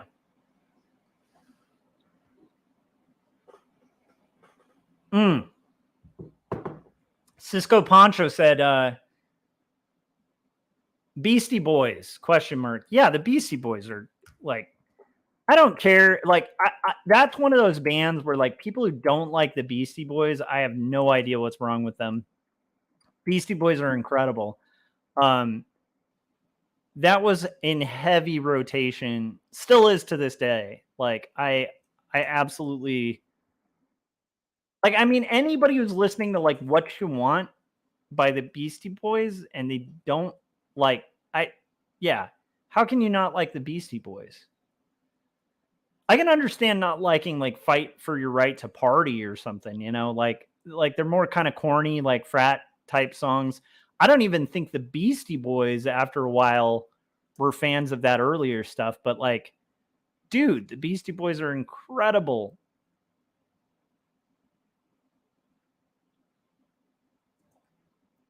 Mother Love Bone. Thank you, Christopher Runciman.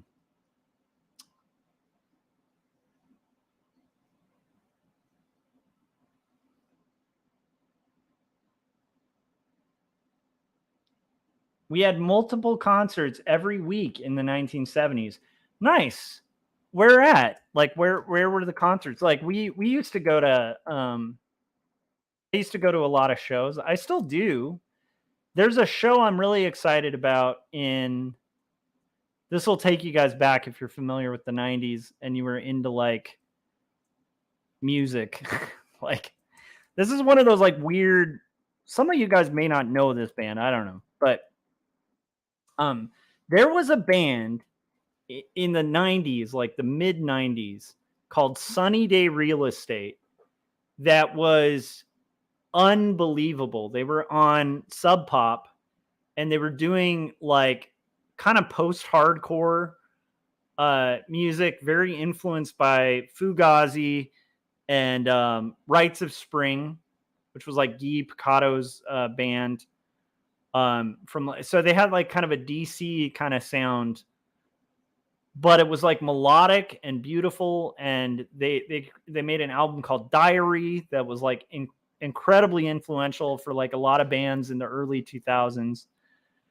And they broke up, like, and half the members were like poached and joined the Foo Fighters. So like a lot of the core members of the Foo Fighters are from this band Sunny Day Real Estate. Including like a legendary, like for legendary rock beefs. There's like the drummer that was the touring drummer for the Foo Fighters before the one who just recently passed away was in the Foo Fighters. The touring drummer was originally the drummer for Sunny Day Real Estate. And notoriously, when Dave Grohl had recorded The Color and the Shape, he had this drummer record the entire album. And then this drummer, unbeknownst to the drummer, Dave Grohl was so annoyed by the tracks, like he didn't like the drumming that had been recorded for The Color and the Shape. So he went in the studio with the entire band and recut the entire album and didn't invite the drummer that he had in the band. That's the drummer from Sunny Day Real Estate. And then that guy basically found out that he had been kicked out of the band by basically when The Color and the Shape was released. So it's like one of those notorious rock beefs, because that's like one of the crappiest ways you can kick somebody out of a band. Like, can you imagine you're like, I'm in a band with Dave Grohl of the Foo Fighters and like who used to be in Nirvana. I'm going to have this big paycheck now. Like my life has changed.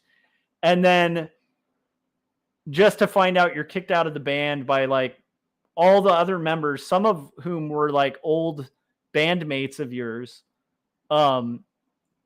Anyhow, long story short, Sunny Day Real Estate, amazing band, put out like multiple really brilliant albums. They are on tour again. They've reformed the band minus, I believe, the bassist, because I think he's still kind of going strong with the Foo Fighters. But every other original member is going to be in there. And they're playing a show in December, and I'm going to that. So that is no question going to happen, because I saw Sunny Day Real Estate back in '99 at a festival called This Ain't No Picnic, which was like a big music festival out here organized by Sonic Youth. and I don't know if this show still happens, but that was like a legendary show. I saw Sonic Youth there. I saw, Tom. Oh my gosh, what am I blanking out on?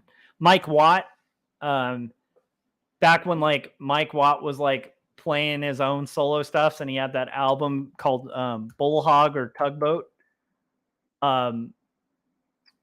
Anyhow, good era in time, but that was, I believe, one of Sunny Day Real Estate's last shows, and I caught it, and it was probably the best live. I think aside from Explosions in the Sky, which is probably one of the best live experiences I've had, like seeing music. Arcade Fire would be up there for like best live music experiences. But Sunny Day Real Estate is like right up there with like, it's just a concert that literally blew my mind. And it was sad because I got really into the band after that, and then they just broke up. Never to Be. So that's back in like 99. And now flash forward, close to 20 years, and they're doing a show, and damn right I'm going to be there. So that's the next concert I'm going to go to. Is I think they're playing in Los Angeles, and my buddy got us tickets in December.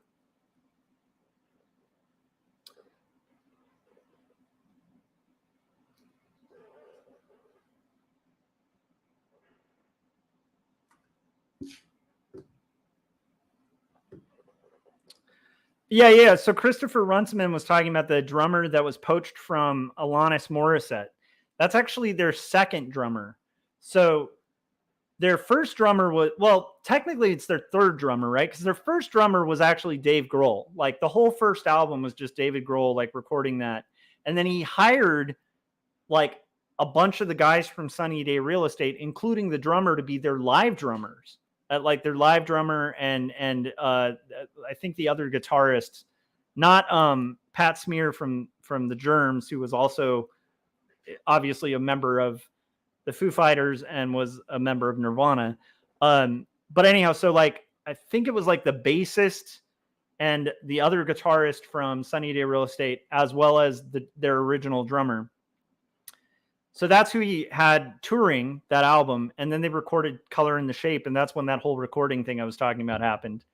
Then after Dave Grohl had kind of axed that drummer and re-recorded all of his drum tracks, then he met Alanis Morissette's old drummer and thus became that drummer as part of the Foo Fighters. But yeah, so there's like a big connection between Sunny Day Real Estate, because Dave Grohl was like a huge fan of that band. Because like, I mean, they were just incredible, and they were label mates for a little bit, because of, Sub Pop. So he knew of them from like Nirvana era. So yeah, anyhow, I think there's still current members in Foo Fighters that are from Sunny Day Real Estate. You can Wikipedia it if you're bored. It's kind of awesome. Dave Grohl just came out with a book based on his songwriting stories. And then Dee Dee said, #Josh Trivia. The Descendants. Yes. Greatest punk band. No means no. Descendants are great.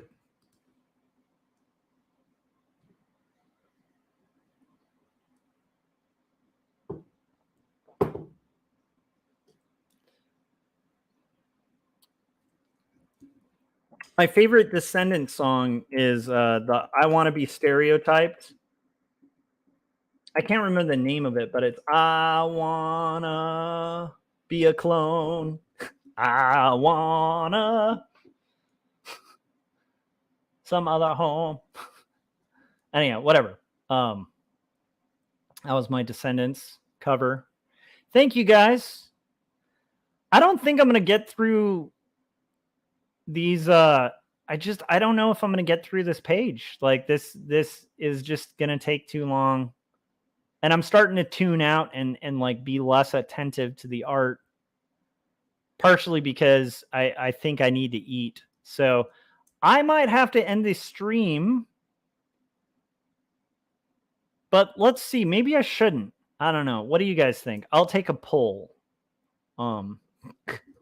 But I am kind of thinking eating some food, refueling. I can get through the rest of this flat paneling would be cool. I have been enjoying talking about music from that era. Man, yeah, if you guys ever want to see, if you haven't yet, and you want to see like an amazing, like just piece of like 90s music awesomeness, check out the movie 1991, The Year Punk Broke. It is incredible. It's kind of a mind-blowing little like documentary. It's kind of like following Sonic Youth and I think Dinosaur Jr. and like a lot of bands that were on tour with them, as well as this other little band that was opening for Sonic Youth named Nirvana. And it literally tracks it's like an interesting, it's just a pretty amazing piece of like rock history, that film, because you see when Nirvana just broke and like the effect it had and impact it had on that tour. And it's mind-boggling. It's a really cool documentary from that era. It's like a slice of the 90s in a really good way.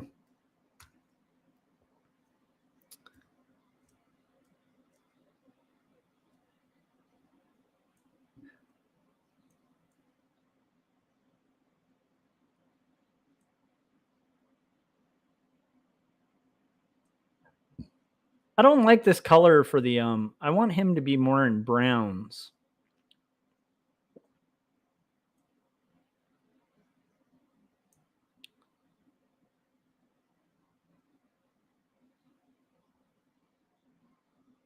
I'd like his hat to be more in browns too.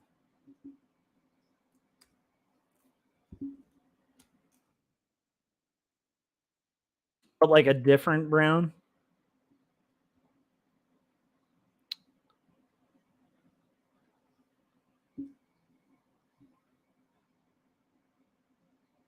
Yeah, okay, we've got some the fruit did you in. That's totally true. Okay, I'm gonna just go ahead and save this. I will deselect. I think the votes are in. I think it is time for me to eat. So I think what I'm gonna do is I'm gonna finish up this shirt selection. I do want to finish this guy's hat. I agree. I think the fruit has just murdered my time frame here. It's all the fruit and windows and details.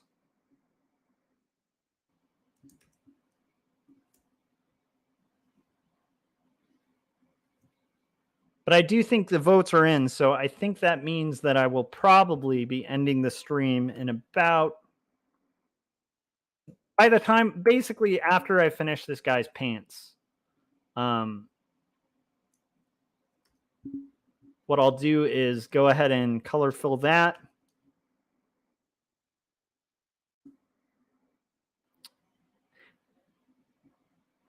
MTV 360 Degrees was a platform for indies and music of the 80s into the 90s.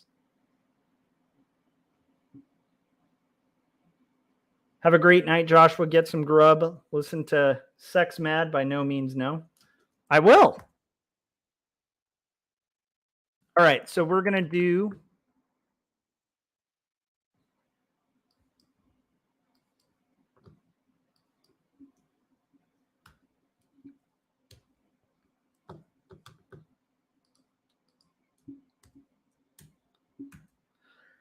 Okay, that's where we're going to end it for now. I'll probably be back on much later. I'm going to go eat, recoup.